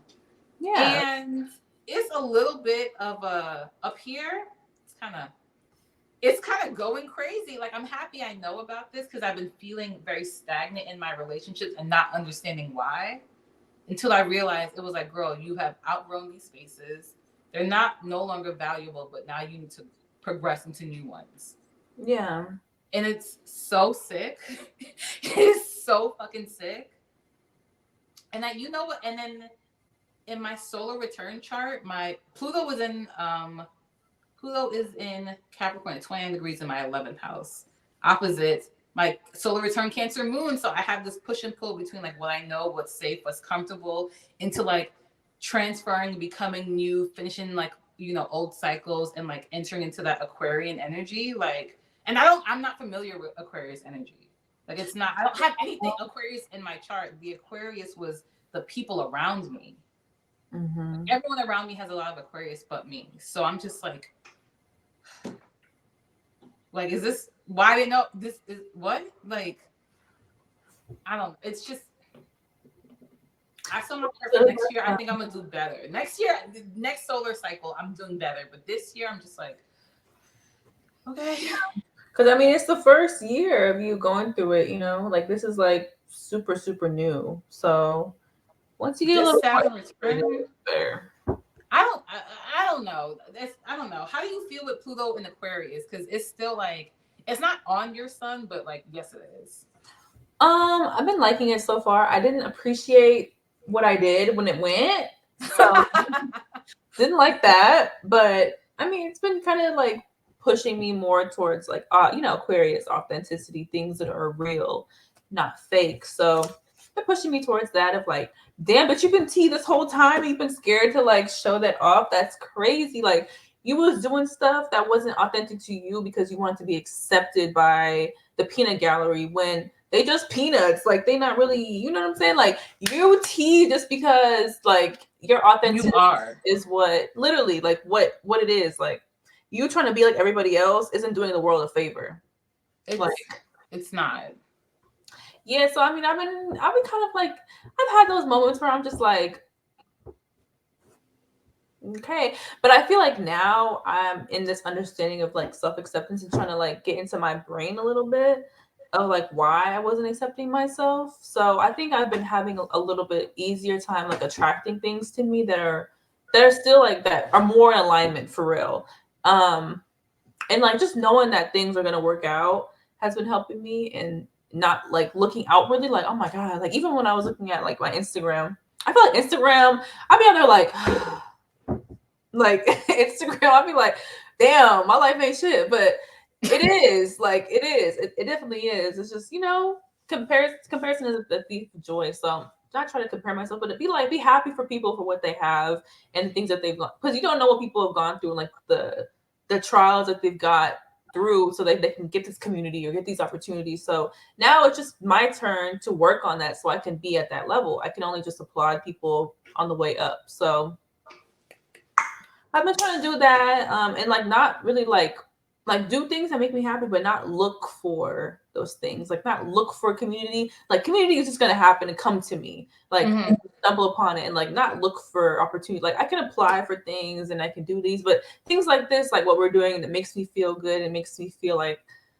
I'm creating, and creating in general makes me feel like I'm connected to that, to God and to the life source. So doing that has been helping me, and just doing things that I say I'm gonna do. Like if I'm gonna post a video, I'm gonna do this, I'm gonna do that. Just doing things that I'm like, fuck, bitch, like I could die tomorrow. Like I at least want to die with some type of like documentation that I was that bitch. Like like Yeah, I don't know. I think that's really nice. It's doing holding yourself accountable and like doing things that make you happy. It seems so simple, but like actually really doing it, like saying I'm gonna do this and then pursuing it and then finishing it to the end, like it takes a lot of work because you have so many other things going on in the world that's also like kind of trying to steal your attention away. So I commend you, girl. I applaud you for showing up for yourself. It's not easy. It really isn't. And especially like you're in the midst of a bit of a unique transition right now. And then like there's a lot going on for you. So showing up for yourself is probably the most important thing you can do. Yeah, because I like I literally can't right now. Like I like I can't. Like when you were younger, you're like, bitch, I'm just gonna go drink and smoke and like do something Oh my crazy. But now it's like, girl, let me go meditate and let me go look at the crystals. So it's like, damn, bitch, like I can't even engage like in the old activities. So yeah. trying to fill up the space with positive things for myself. It's just been good. Um, yeah.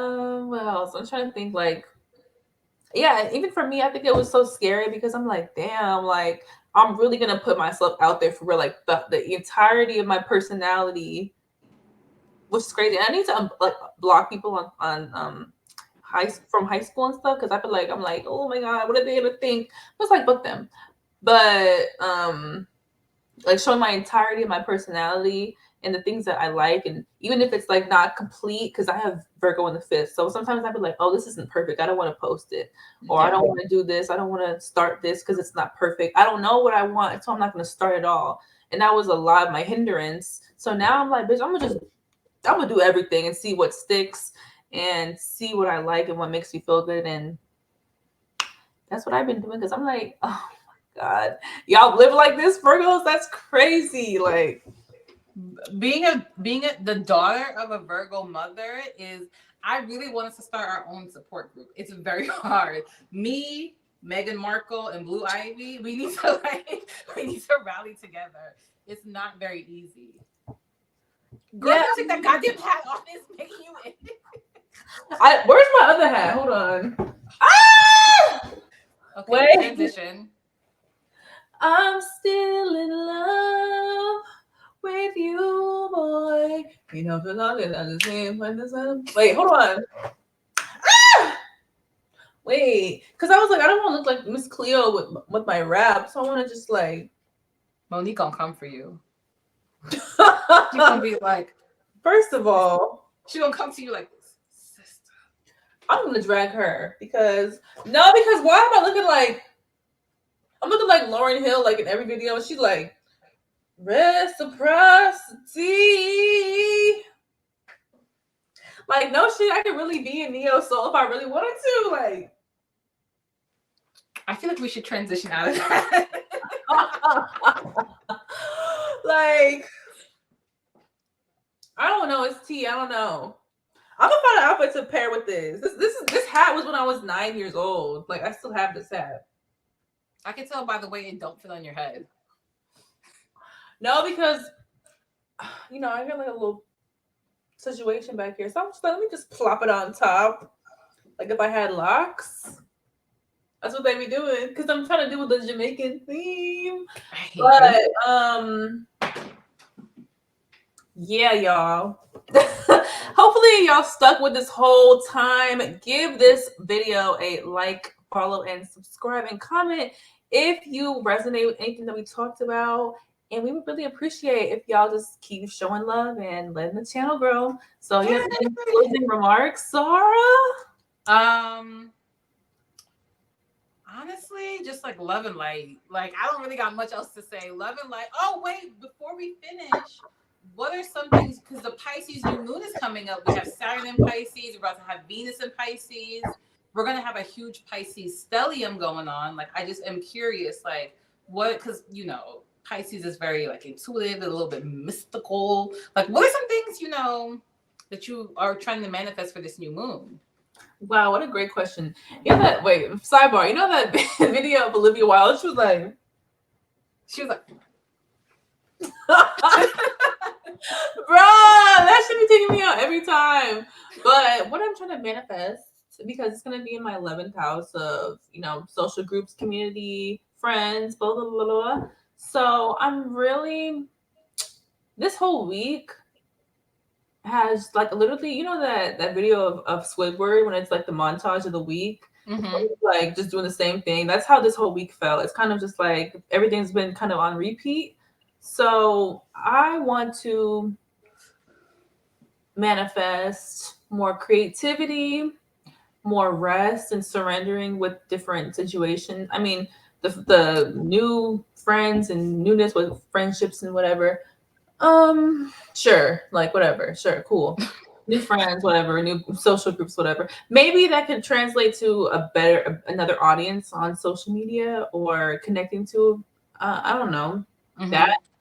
Getting in touch with just like my intuitive side. I've been really doing good with like visualizing and meditation and getting back into my spiritual practices. So really just taking what I've learned and just resting and just like moving slow and just allowing flow and just like really being a Pisces, just being like, wow, I'm here. Like, I don't know. Like every time it's Pisces season, I feel like, I don't know. I'm reading this book. It's called The Four Agreements. You know what's so crazy? I was actually going to buy that book off thriftbooks.com, which is a great website to get cheap books. Oh, okay. Not the grifter. But basically, where's this part? It says that it's kind of like I don't know. Some parts I'm like, girl, don't say that. It's gonna fuck up my psychosis. But shut the fuck up. It's like, he says he also saw that matter is a mirror. Everything is a mirror, and that reflects light and creates images of that light. And the world is an illusion, the dream. Basically saying, where is it? Then he realized that everyone was dreaming, but without awareness, without knowing knowing that they really are. They couldn't see him as themselves because there was a wall of fog, of smoke between the mirrors. And the wall of fog was made an interpretation of the images of light, the dream of humans. So basically they're saying that like we dreaming, but our brain is awake, and so it makes us aware of like the intricacies in the day-to-day fashion and stuff. And I was like, girl, why you say that? Like, that's kind of fucking my brain. Like, don't say that. But it was just kind of like, I don't know, this whole Pisces season has been feeling like the veil is super thin. Well, all these planets in Pisces, and I'm just like, girl, I'm about to turn into a fucking spirit right now. Like, that's crazy. I don't necessarily feel like the veil is thin. Wait, hold on, because I actually have a prompt myself. Let me just see if I can go find it real quick. Girl, let's read more of this book, y'all. Hold on.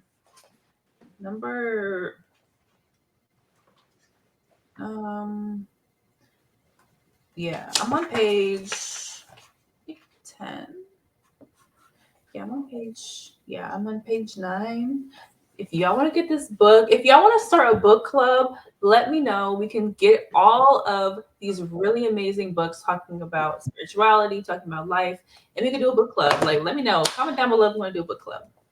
Well, to piggyback off of that, for the Pisces new moon, I feel like, you know, as I'm 1 year officially, like since yesterday, 1 year into my Saturn return, I feel I can honestly say now going through this process, I completely understand why Venus has its exaltation in Pisces.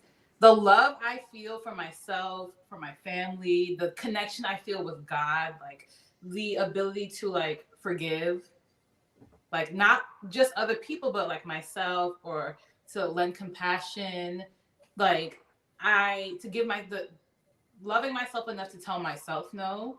Like I genuinely, I feel so good. When this whole process started, I was really struggling. Like I had this job I fucking hated and it was paying me well, but like it didn't feel like enough because I was working this job that I really did not like. I was around people who were not bad, but just not work for me.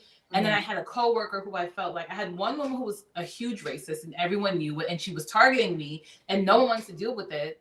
And then I had another woman who was like the same age and taking advantage of me. And it was very frustrating. So I left.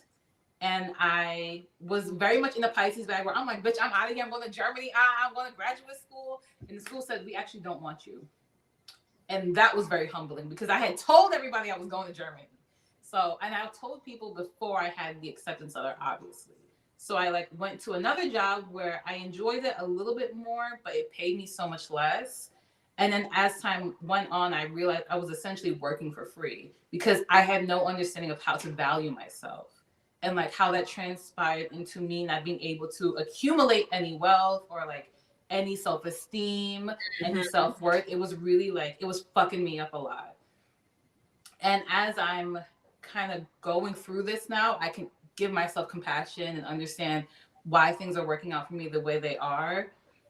And it's it's kind of like an uphill journey, but because it's in Pisces, it feels like very loving and kind and supportive. Like really just learning how to be kind to myself and how to love myself in a very real way.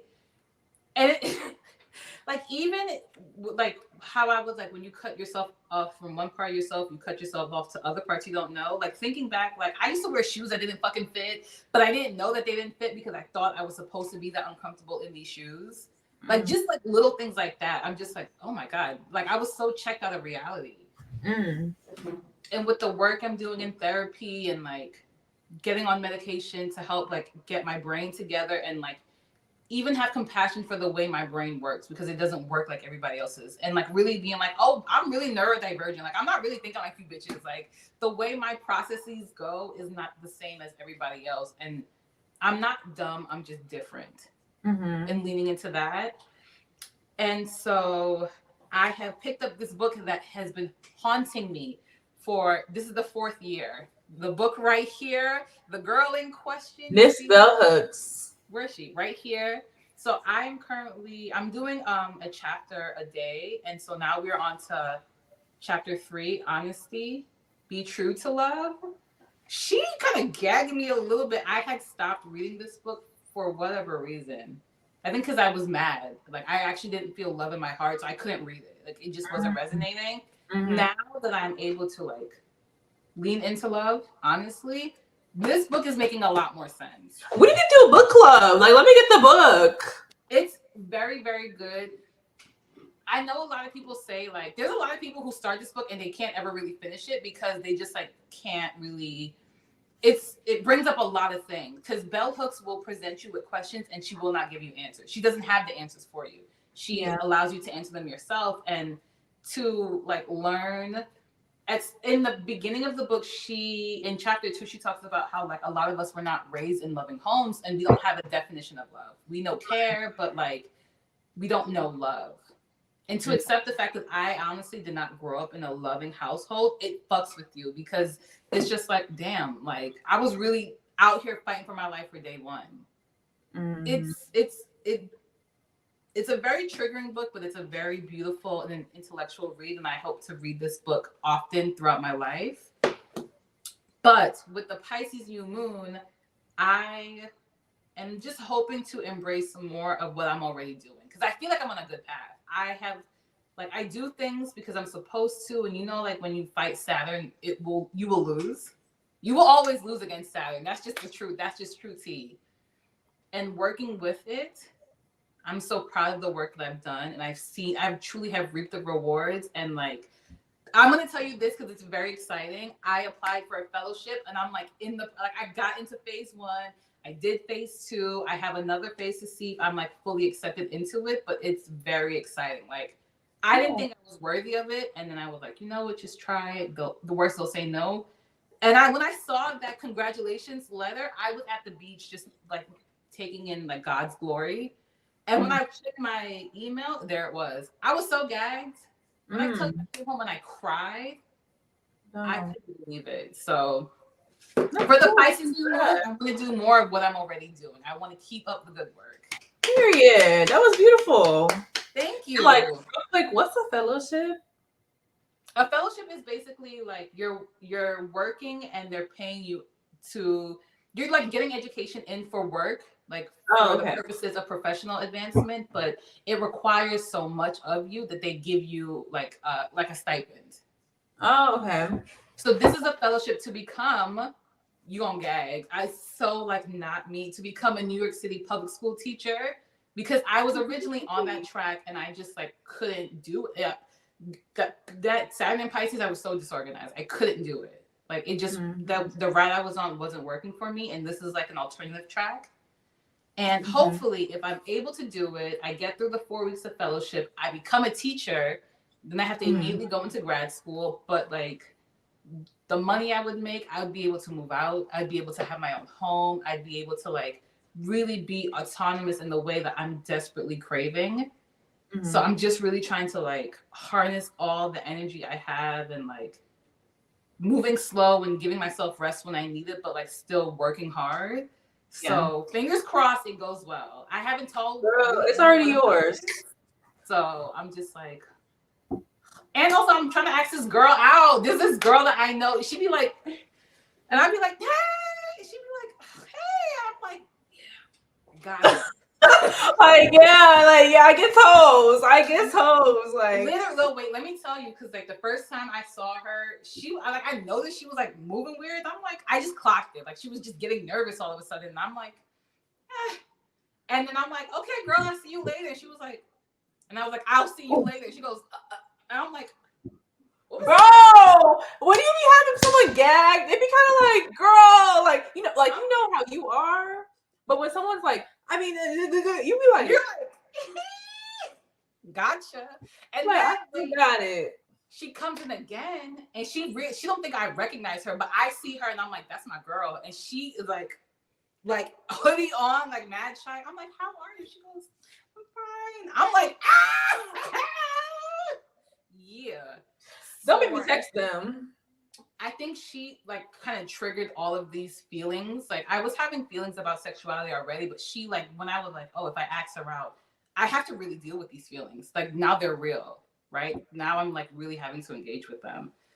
And so I hope I get to see her again and ask her out. She gives me very like Cancer Aries energy. I think our birthday's coming up soon. So I hope to see her. Period.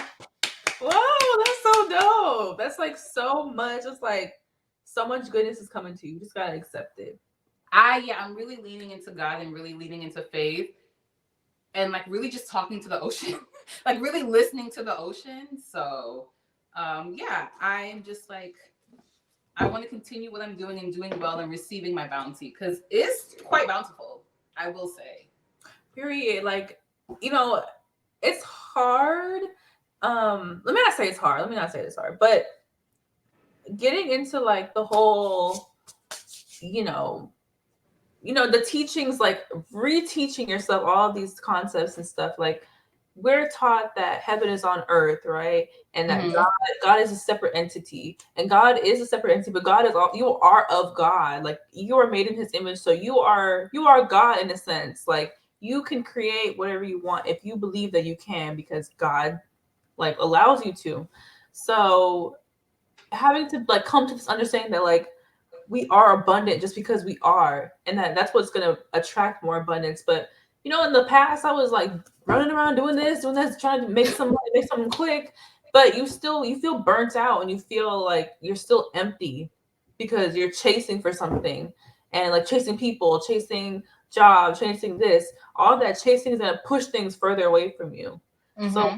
like lean into it and you just like accept it. Things pull towards you, and Mm-hmm. get back into that. And even with redacted and I, it's kind of like it's out of my hands, but I'm just like, you know what? When it's like when you don't care about something, that's when it comes. So I'm like, girl, I don't care. Like I don't give a fuck whatever's on my mind, but it's like it's like the little mouse that's in your brain is always running, and you're just like, okay, I'm not like even this girl. I'm like, I'm not thinking about her, but like I'm like, But when I tell you, when you thought I was the girl, like the big emotions girl, when you deal with another girl, you'll be like, bitch, I need your skin in my bag in 5 seconds. Like it I'm ready to like lean in and fully embrace it, and like I feel like my Venus has finally become activated because in my chart, there's no aspects to it. Like it's really just there by itself. So oh wow. sometimes it's hard for me to tap into, and it's such a like it's in Taurus, so it's very chill energy. It's not like super rambunctious.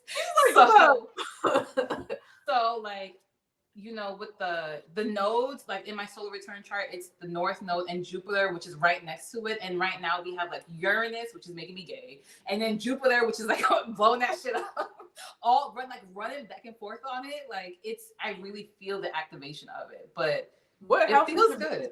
in? My Venus is in the fifth house, girl. Like that's what I'm exalted about. Wow, that's It's such a crazy. beautiful placement. It's so fun. I love it. That's crazy. That's like the perfect like Venus placement. Like that's crazy. Like she really was like, girl, I came here to be cute and have fun.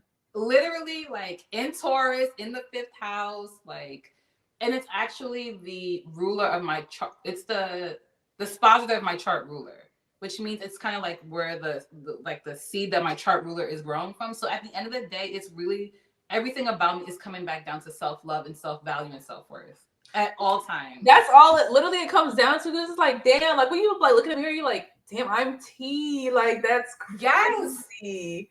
Like I have been what I've been looking for this whole time. Like The whole time. that's crazy. Like to think The about, whole like time. that is so crazy. And I think even with just like navigating, your parents and them not really garnering that understanding about themselves. So when they see you doing it, it's kind of like, or people just in general, they see you, they're like, why she like, doing this? Why she doing that?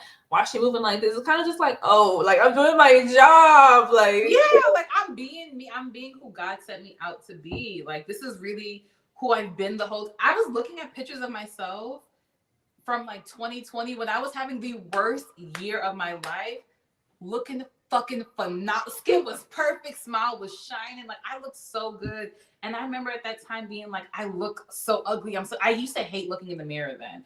Like I used to like just check to see if my face was deformed, but like I didn't really look into it. But I'm looking at those pictures like a beautiful girl, like a beautiful woman. It fucks with my head because I'm like, what was I looking at? Like what was I seeing? Because it wasn't the truth. mm-hmm. So I'm glad to like really be in my truthful bag, in my honesty bag, in my loving bag, and like my self-worth and my like child of God and like my own goddess energy. Like I will Literally. say I don't know if I'm gonna say this at the end of this, but like I have really been loving my Saturn return and I finally understand why it was so necessary. Mm-hmm. Like I'm so grateful for this journey and I'm hoping it ends eventually soon. I would Yeah, like to wrap this she up. will. But like I'm very grateful and I don't think I would go if I had to redo this shit all over again, I absolutely would. Wow. I'm Damn. so grateful for it. No. Oh my God. So this is gonna be like 4 hours long, but whatever. But literally, so Ariana just dropped her latest album. And I listened to it for you because I love Ariana, but I was never like an Arianator. Like I was never like, oh my God. But I was like, let me I listen to love it. Ariane. I love Ariane. This Ponytail, she has a song and it's well, it's not a song, it's like an interlude, and it's Saturn Returns interlude. And I think she's going through Saturn Return right now. If not, She whatever. is. Yeah. Girl, listen to the album. Like literally listen to the album. She was like just like, bitch, I'm a mess. And I love it. Like literally, I was like, wow. Like it was so like refreshing to hear because I know that everyone's like, oh my God, she's a homewrecker. She's doing this. She did this. She was doing it. And in the music, I think it was which song was it? It was one of the songs she had. I don't think it was Eternal Beauty, or let me see which one. Let me Wait, I'm just see. gonna double check. Oh my god, the song "Bye" that is a bop. That's a bop. Like you need to listen to it. It's such a bop. Literally, the whole album.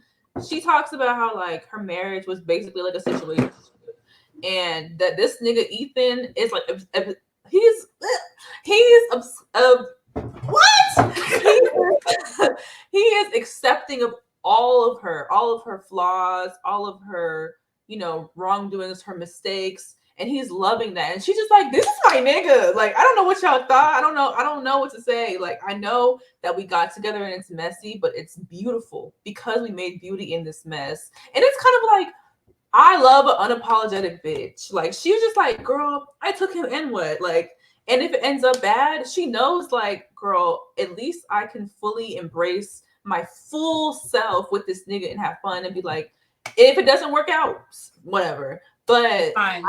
she jumped from this relationship where she felt like she was broken and rejected to now being in a relationship where she's feeling completely accepted. She's like, bitch, fuck y'all. Like, I don't care. Like, I know this nigga is SpongeBob, but this is my man. Like, he may look a little funny. I'm sure, like, I don't know what their synastry looks like. Bro, we need to go look at that shit. But Wait, I'm just gonna say, the reason why I'm so Ariana down is because me and her are only like 10 days apart. We're less than 10 days apart. We're like a week apart, really. So me and Ariana got the same Saturn at 0 degrees in Pisces. She has her Venus in Taurus. She had a Mercury in Cancer, like the girl. She has a Lilith in Pisces too. She has a Libra moon, a Jupiter in Libra, just like me. She like child, when that I Libra see moon her, is if I was a celebrity, like that's who I am. Like, but I wouldn't be allowed to be so messy because I'm black. But you know what I mean, like, just saying. So let's see. yeah, and that was kind of the thing. Like, I watched Impressive's video, and she was like saying how she pointed out that Alicia Keys was persecuted. Like, that bitch was put on the cross because she cheated with, Swiss Beats. And everyone, I mean, Ariana does have like that little dainty white woman privilege. So people are like, whatever. And she's a great musician, but it is kind of like, girl, like it looks a little messy. This thing is a Cancer moon. He's a Gemini with a Cancer moon, and she's a Cancer sun with a Libra moon. They are in love. That shit, that air and water, because they know what they're doing. One thing about them, they're talking shit and they're in love. Yeah. A Libra and a Gemini together, like when they're not really like, it can be very good, but it can also be very like destructive.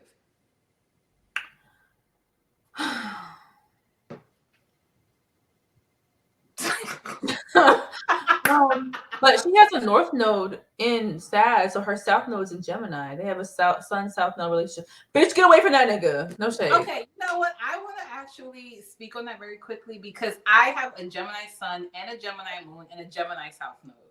And I just want to say that not all South Node relationships are like terrible. Not like all Sun South Node relationships are terrible. Right? Like, bro, go ahead.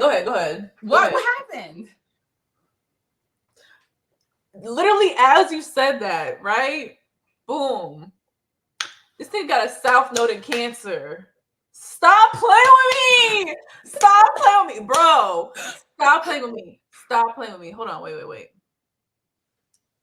Yo, stop playing with me. And she has a Uranus and Cap. Well, that's generational. But she's like a Capricorn rising. It's at the 20th degree, but Mercury at the 27th. But that Sun in Cancer, that's kind of close to his 0 degree Capricorn or Cancer South Node. Wait, his 0 degree Cancer South Node? Well, it's 0 degree Capricorn. Would it be a different degree for South Node? No, it's the same degree because they're opposites. So he has this is a fresh karmic cycle between like families and women. And she has a fresh karmic cycle between like no boundaries in love. She has a fresh karmic cycle between like escaping into relationships. Because she has that Libra moon. She has the Libra moon conjunct the Jupiter in Libra, right? Which expands on the Libra moon, the need for partnership.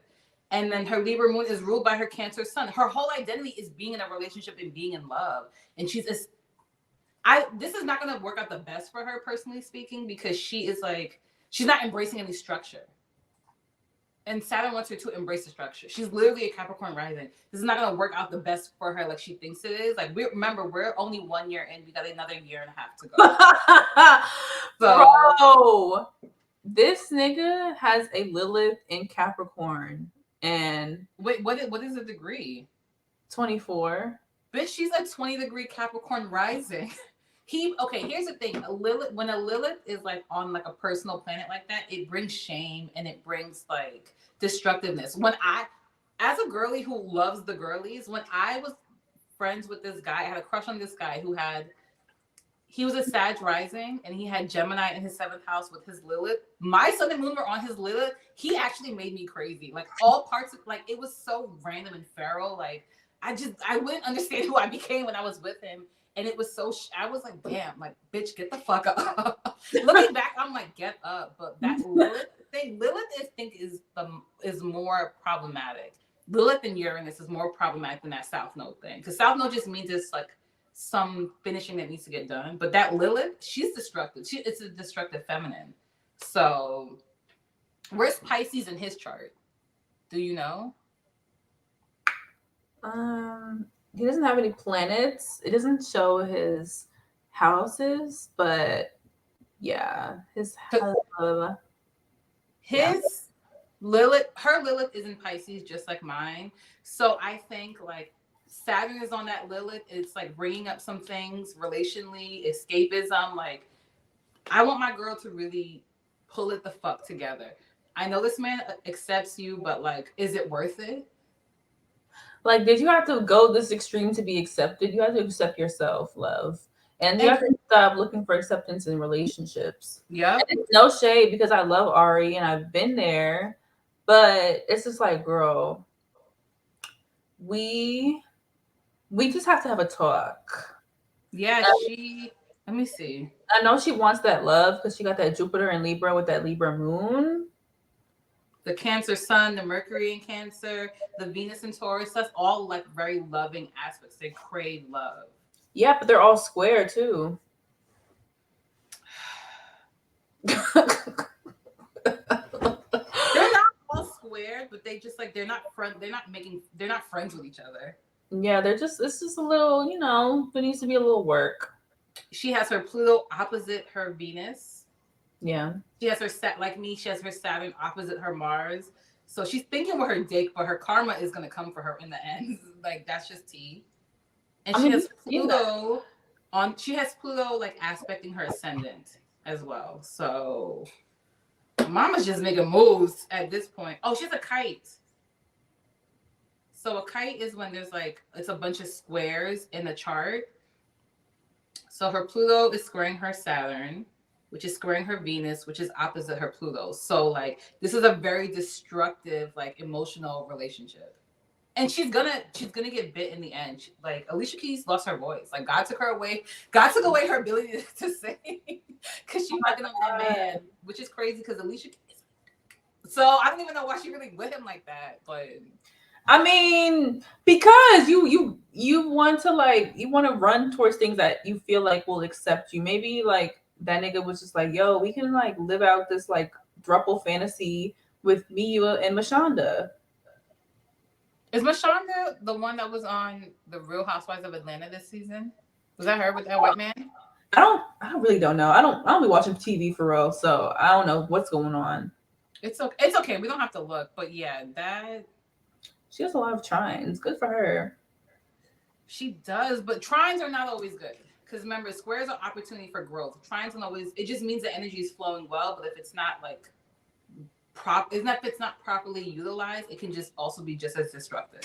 Yeah, because she has all these trines to her Venus. So like the relationship, it's not hard for her to like be in a relationship. Like she'd be like, but she has Venus square Chiron in Leo, right? Exactly. Well, which is squaring her Pluto.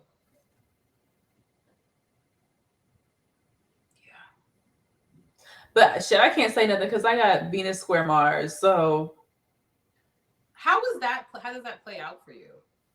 I think low in the frame. But I think like when I was younger, I didn't have the tools to process like certain emotions, so I would just get really angry and I would just like act out. Or even if it was like relationships, like if I was super angry, I'd be like, "Bitch, I'm gonna beat the fuck out of you." Yeah. And now I have to like stop myself and be like, "Okay, that's not the right thing to do." Yeah. And I can't just be super explosive and I need to like self-regulate. So now I've Mhm. been doing that. But yeah, because I was like, oh shit, that like, because I was looking at Jocelyn's birth chart and I was like, damn, that makes sense why that bitch is so violent. And I looked at mine, I was like, You're like, interesting. Yeah, I feel the same way because I have Mars square Pluto in my chart. So like I like go from 0 to 1,000. Like if I like, because I'm not a fighter. I don't like to fight with people. I'll argue with you up and down, and I'll argue with you till you blue in the fucking face. I will take it down. But if I have to put hands on you, I actually want to kill you. I need you to die because why did you get me to this point? But it's also like I now I can handle it now and channel it healthier. But back in the day, bitch, I was kicking holes in the walls. I was breaking shit for no fucking reason. Like yeah. acting up. I mean, I have that too. I have Pisces and Mars and Pisces, Venus, or Pluto and Sag. So Venus square Mars, and then I have Venus square Pluto, Mars square Pluto. So Mm. So About she's just to kind get of into like fiery, she's kind of just like passionate. I think I've heard that Pluto is like where Mars is like Venus is like relational. It's like shows you your values in relationship, and Mars is like your sex and your sex drive, and Pluto is like the psychology behind sexuality. So I don't know. Maybe you could utilize that in a way that to help you move forward to like bring them together. But like you're not doomed. It's you just like you just got rough. You a little bit ashy right now. You need some lotion. No, because I'm like, oh my god, like my chart is mad intense for no reason. Like, but I'm trying to channel her into a conducive, productive way, so I'm not like, people are like, this is how I am. I'm just like, I don't want to be like that. I want to be like, okay, things are coming up. What are my triggers? What do I have to do to like calm myself down? Especially with the uncertainty with me and redacted. It's just kind of like, Just saying it like that is so ridiculous. yeah, I stole it from Meg and Tally. It's perfect because it just kind of flows. Like, girl, you don't know who I'm talking about, but yeah, and that's a whole nother topic in itself.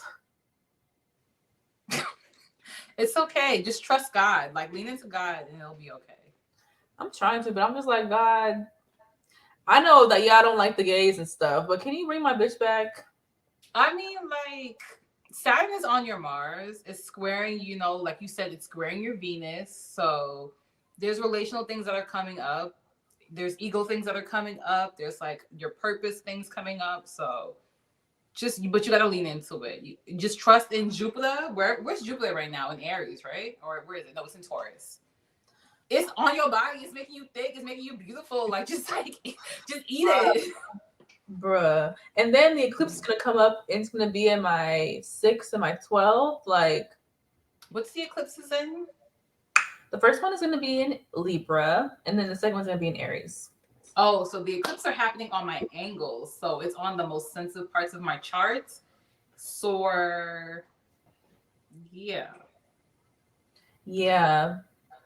It's on my MC on the top of my chart and then like the IC, which is the bottom of your chart. So, and it's happening like the North Node has been there. No, Chiron has been there. So I'm like, please get out. Please get out of here.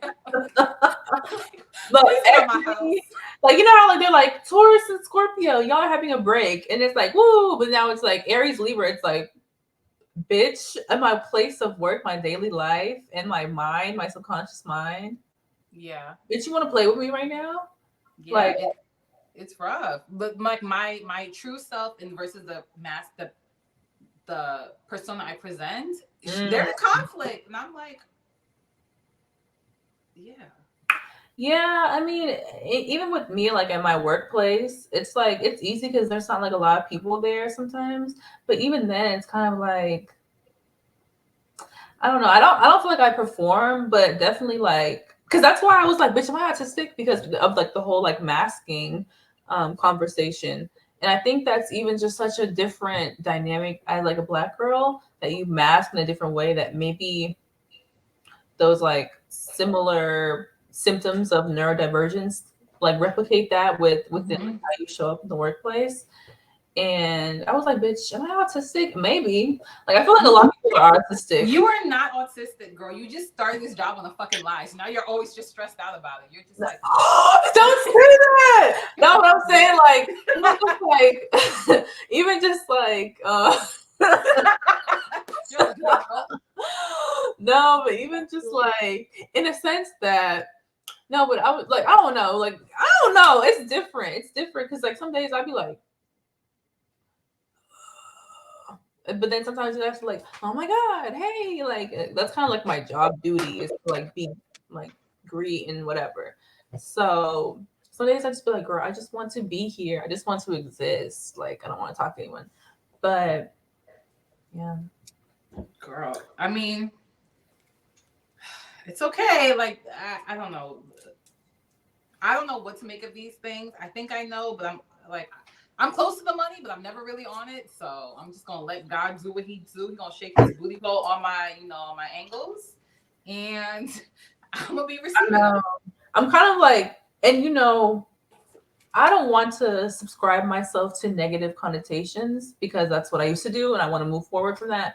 But I'm really having to like battle me being patient, and it's been like I've been like, oh, especially with me and redacted. I'm like, bitch, are we together? But it's like, okay, you can't move like that in a way. But even like that with like my goals and my aspirations, and when I look around and I'm like, damn, like, what do I need to do to like get to that point? Like, do I have to like, do X, Y, Z? But knowing and having that patience that things are working outside of my sight and outside of like my control, things are moving, things are going, things are shaking and moving.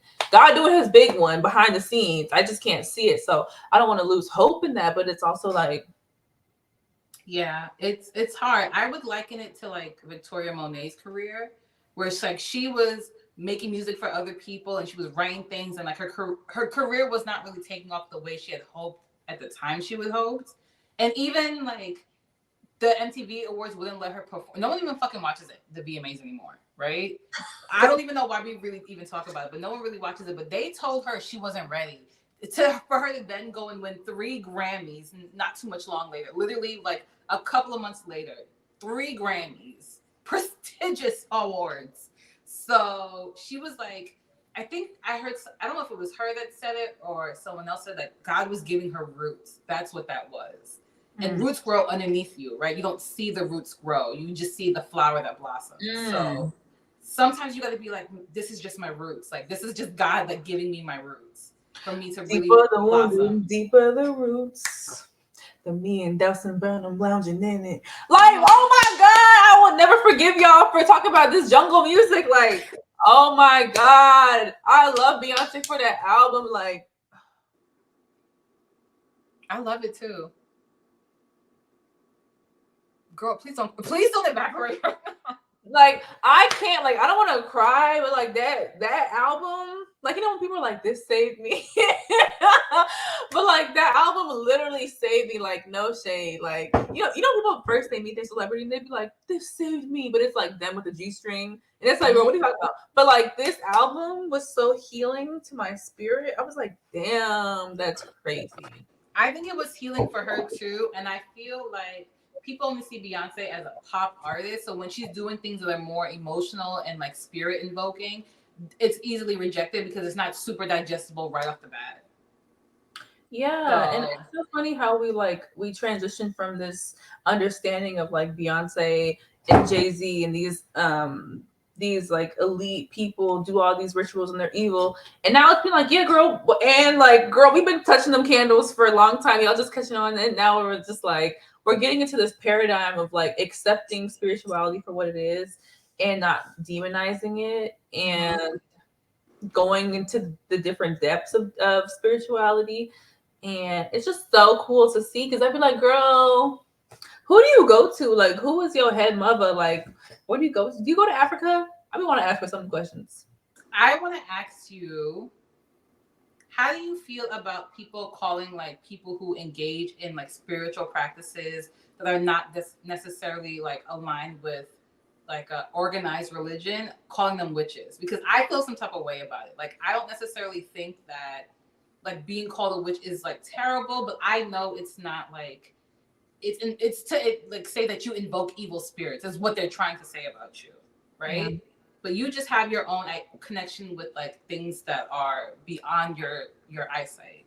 I'm Yeah. just always curious like how people feel, because we could be like, oh girl, I'm witchy, but I'm like that shit used to get the girls hung. So I don't necessarily like saying that out loud. I mean, there's a lot of complexity with that because I mean, just like everything, you can do things for good, you can do them for bad. You can use your left hand or you can use your right hand. So it's about So Mother Goose. it's all about intention, you know, and everything goes down to intention. And I think it's I don't know, because even with me, it's like I be saying stuff, and you be like, "Bitch, are you psychic?" And it's like, the first thing that our mind connotates is that is like witch. Mm-hmm. So, but then people will self-proclaim themselves as witches, and they're like, "Oh, I'm a witch," but like, it's just weird. I think I'm very like neutral about it because I'm just like whatever. Like people want to do what they want to do, like cool. Um, I think it's dope for people to be like have that bravery, like, bitch, I do this. Like this is it's not like something I just dibble and dabble in. Like this is my lifestyle. Like Yeah. it's a ritual, it's a practice you have to keep doing throughout the remainder of your life, and you have to keep up the work that you're doing with these spirits and whatever you want to, in whatever your intention is with these spirits, whatever. And I feel like people do it all the time. They just don't speak about it, or Yeah. um, they I do little don't. things like even with Jamaican culture. Like there's so many superstitions and obia and this and that. Like it's all ingrained into the culture, but certain aspects of it are demonized. Of like really full out being like, yeah, bitch, I got the brew, I got this, I cut the chicken head off, like stuff like that. It's kind of demonized because it's like, oh, this is wrong, this is wrong.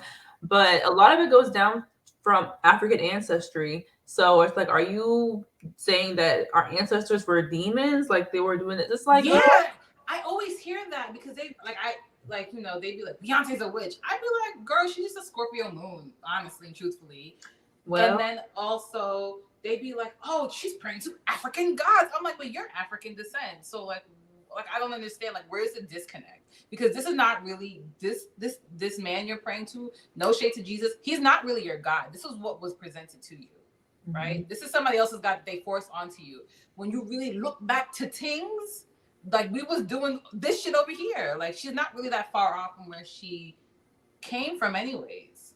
yeah, I mean, she definitely does dibble and dabble in spiritual practices. I think now she's getting more comfortable. Even like, with this video is gonna be 30 hours long, but whatever. You can edit it. It's fine. Can you not edit StreamYard? No, it's just like one long stream, unless you Oh, like, that's right.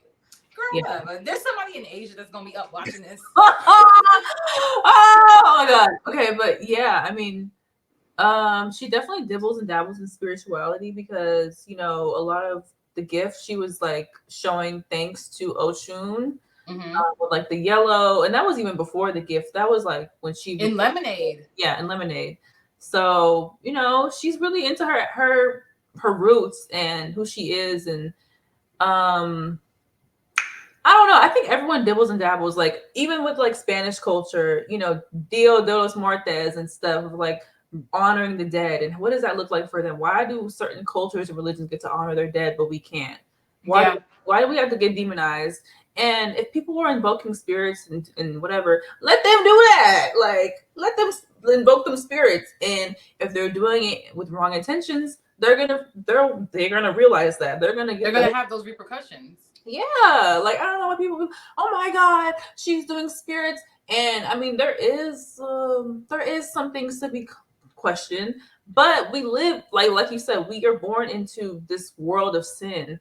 There's people doing all types of stuff that we don't even know about. People that are in high authorities of religion, pastors, but over here they're like really doing some stuff in the back to garner their wealth and whatever. You don't know what people be doing, all types of different stuff. So It's I crazy. feel like if you're just honoring somebody and you're just giving thanks and blessing and offerings, there's nothing really wrong with that, you know. I agree. I give offerings to the ocean all the time. I'd be like, please, like I go to the beach and I will write down things that I want, like God to take away from me. Like, okay, I'm releasing this to you, and I'll write things down that I want things brought into my life. And I actually have been receiving of some of those very specifically, and I don't know. Sometimes I do it and I feel so connected. I'm like, when I go to the beach and I hear the sound of the ocean and the waves and like just really look at it like God's creation, I'd be like, wow, this is so beautiful.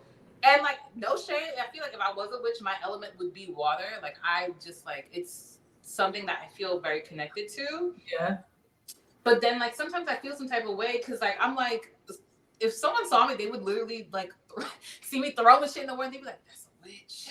They like, see me like, I don't know, like if you were a witch, if you were, when you do your spiritual practice, like what element do you feel the most connected to? Because for me it's water. I don't know, it's hard because I connect with water too, but it's different. Like it's more of like a contained water. Like cuz I wasn't raised around like large bodies of water. Mm-hmm. So mostly it's just like pools and like, baths and stuff. So like water, of course, because you can transmute anything with water. But I mean, technically, the earth, just because I am an earth sign, and I do Period. feel better when I go outside and I'm just like looking around and I'm just like with in nature and I'm just like, damn, that's crazy. Yeah. Like that's crazy because you really be looking around like, damn, God made all of this. That's tea. Like that's so insane. And I'm here to like and be basking of it and enjoying it. Like, and I'm so small compared to all of this. Like actually all this shit I'm worrying about don't really fucking matter. Like, Yeah. sorry, it's not real. Yeah. I mean, it's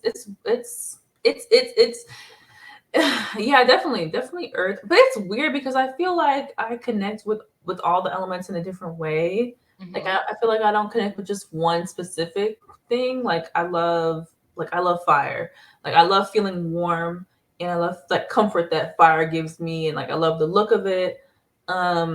Water obviously just because you flow, you feel free, you can move about and it's just so flexible and fluid. And air because it's just it just is it's just it can't be contained, it just is, it's just free, it's free for us. And earth is because it's just like it's grounding, like you feel like you can feel this, you can feel it and you're feeling like connected to something, that you're not just super earthy where you're like just kind of like or airy where you're just like but all different elements, of which also translates with my chart and stuff. But I don't want to like I don't know. I don't want to like self-proclaim myself as a witch because I mean some people are like, well, you do this, you do that, you're a witch.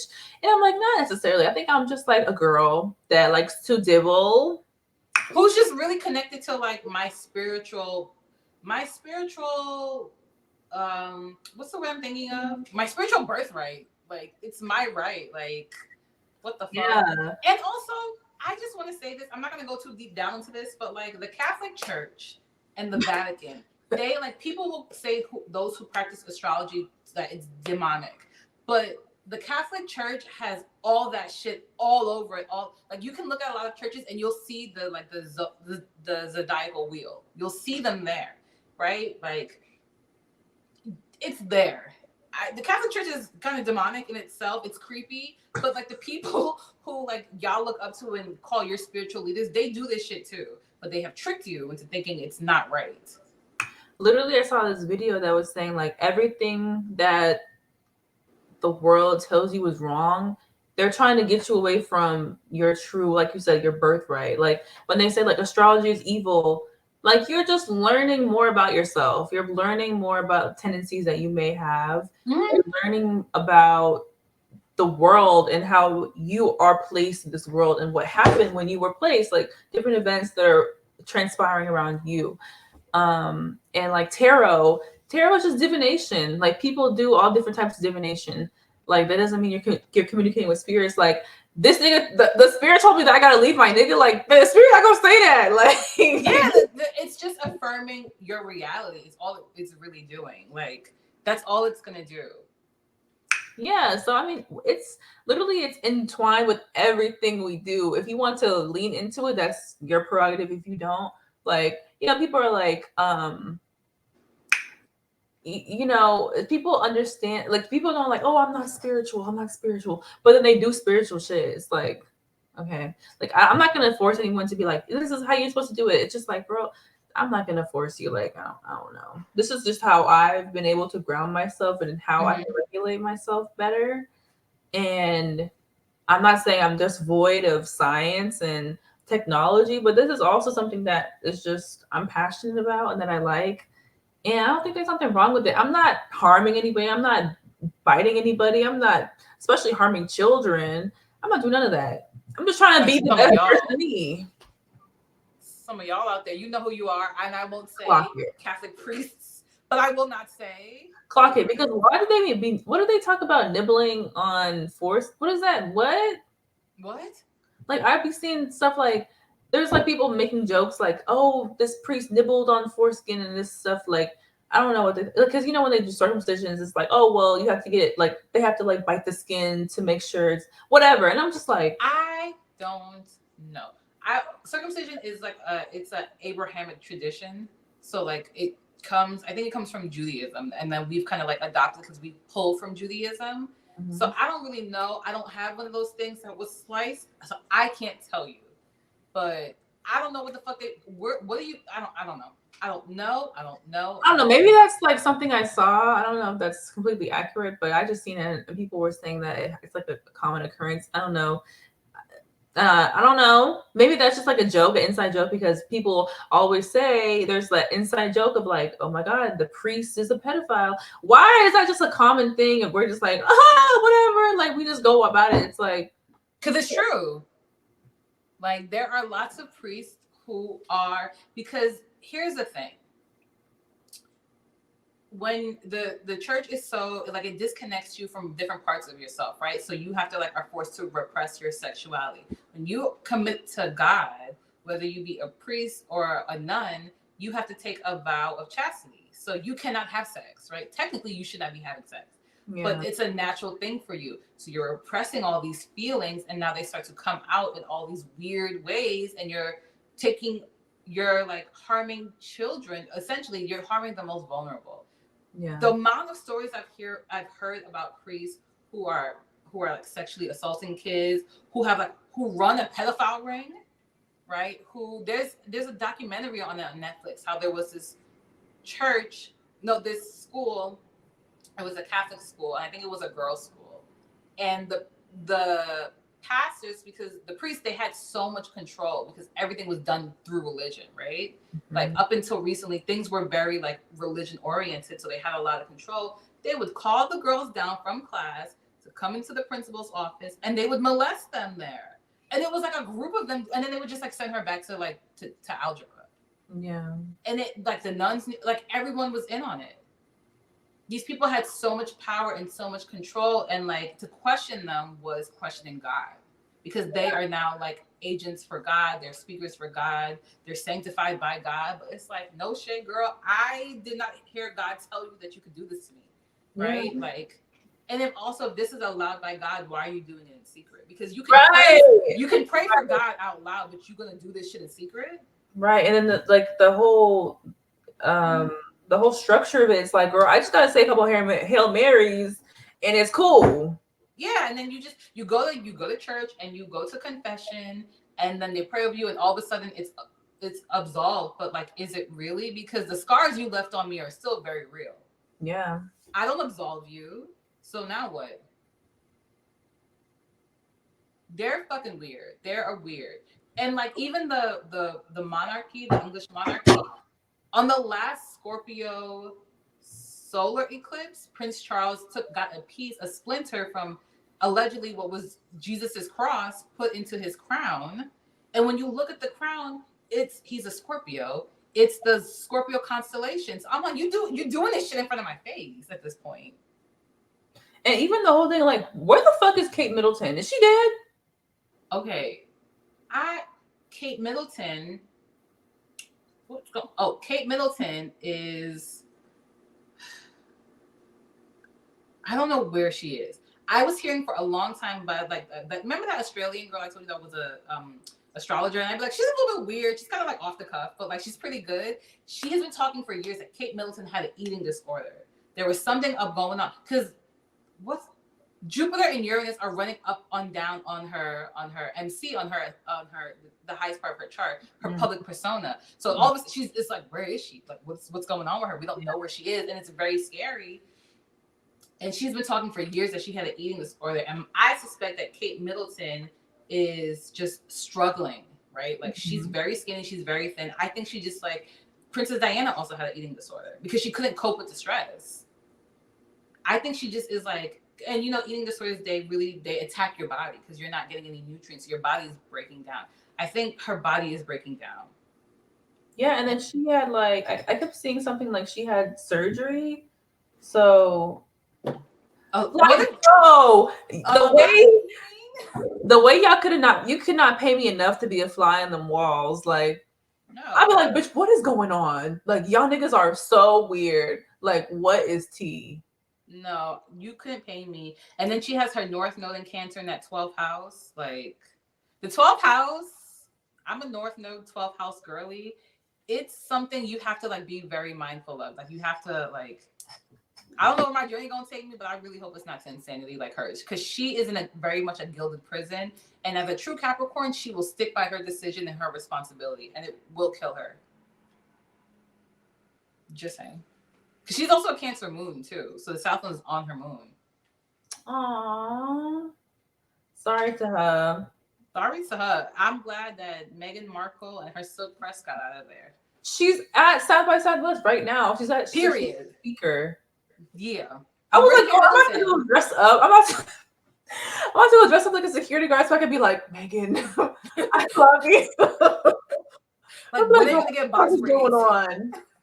Like, I wanted to tell it. I wanted to write a book like Diana did, so we can know what's really tea. Because that documentary didn't go over well with a lot of people. I was like, I'm on my girl's side. I don't fucking care.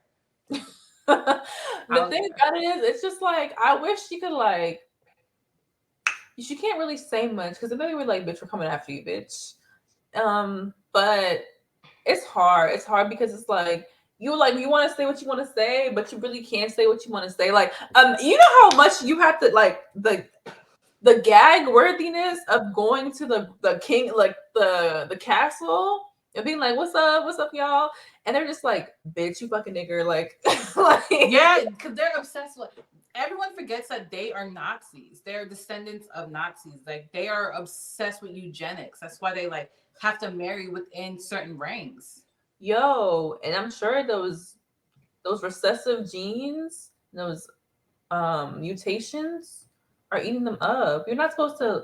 I mean, I know you're supposed to keep it in the family, but there's other ways to keep it in the family. Like y'all can wear the same pants or something. Like yeah, you have to fuck your brother and kiss your cousin. Like what's wrong? White people love incest. They really do. I feel like I hear about white incest so often. Even in Will and Grace, they talk about it, and I'd be like, "Whoa, I know you're gay, but hold on now." No, you see that video? I want to find it and send it to you. But there's this family, and they're like, I guess they're ranks like the closest amount of incest or whatever, and like it's so bad that this this guy. Wait, the white people in Appalachia, right? No, they're in the U.S. I don't know if they're in Alabama. They're somewhere in the South. But literally, like, it's so bad to the point, like, this nigga can't hear, he can't see, and they'll be like, hey, man, what's up? And he'd be like, oh! Like, he'd be barking and shit. Wait, hold on. Like, it's not funny, but these like... people? I literally most in their family in America. Oh, my God. I don't know if it's actually them. That might be, like, the grandpa, but, like, they look like that. Wait, hold on. America's most inbred family began over a century ago with twin identical brothers whose children married. What? Oh my God! Because if your parents are identical twins, technically you, even if you're cousins, you're.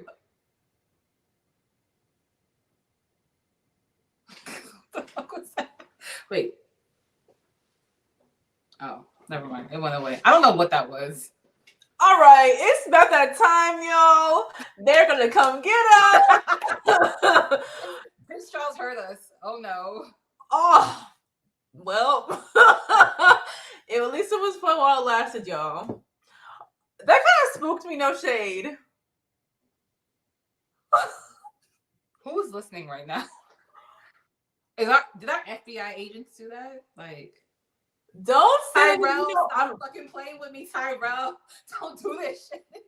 okay. I don't want to like because I've been watching a lot of Sloan Bella, and sometimes I'll be watching her videos and I'd be like, Wait, wait, Sloan Bella. she's like that psychic that she first Girl, you can't go too deep. Like some of these things, you gotta be like, bro, yo, the way I really like she be explaining stuff and I'd be like, no, I have to like disconnect because she be explaining like she talked about Kim Porter's death and she talked about, Diddy, and she just recently did one on Jay-Z. And the stuff she be saying, I'd be like, girl, I need to remove myself because I will literally just like become like I will become a ghost and just be like, okay. no, yeah. You gotta be careful, especially like with these professional ones, like, cause she be on the money a little bit. You like your mind gets fucked. You'd be like, okay, I have to tap out. I actually have to go, literally go outside, might close the door and touch the grass and watch the frogs Yeah. fall. Oh my god. That's how I felt this whole week. This whole week I've been like, who am I? What am I? But like I was like, bitch, I had to get together. But I wasn't sleep. I didn't have the best sleep, so I was like, oh my god, I should need to go to sleep.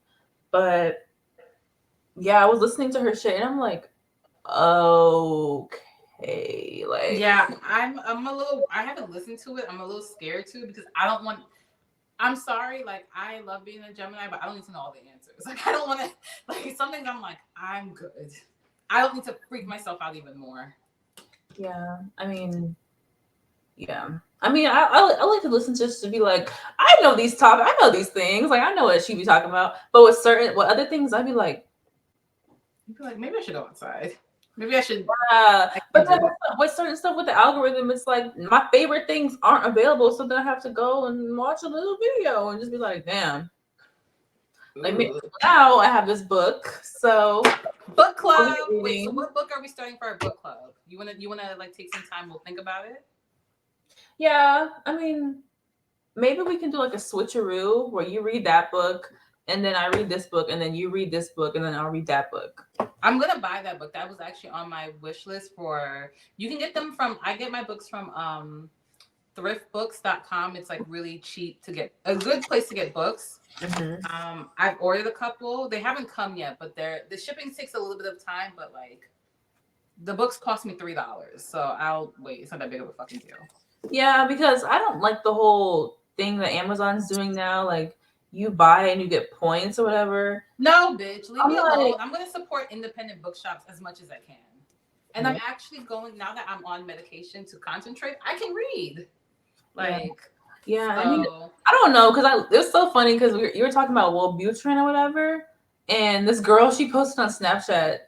She's not like I don't even use Snapchat, but she literally it popped up on my thing, and she was like, Adderall and Wellbutrin literally sent me into psychosis, and I'm like, okay, I'm telling you, I don't know. You have to be mindful of like, you don't know what her mental state was and her chemistry is.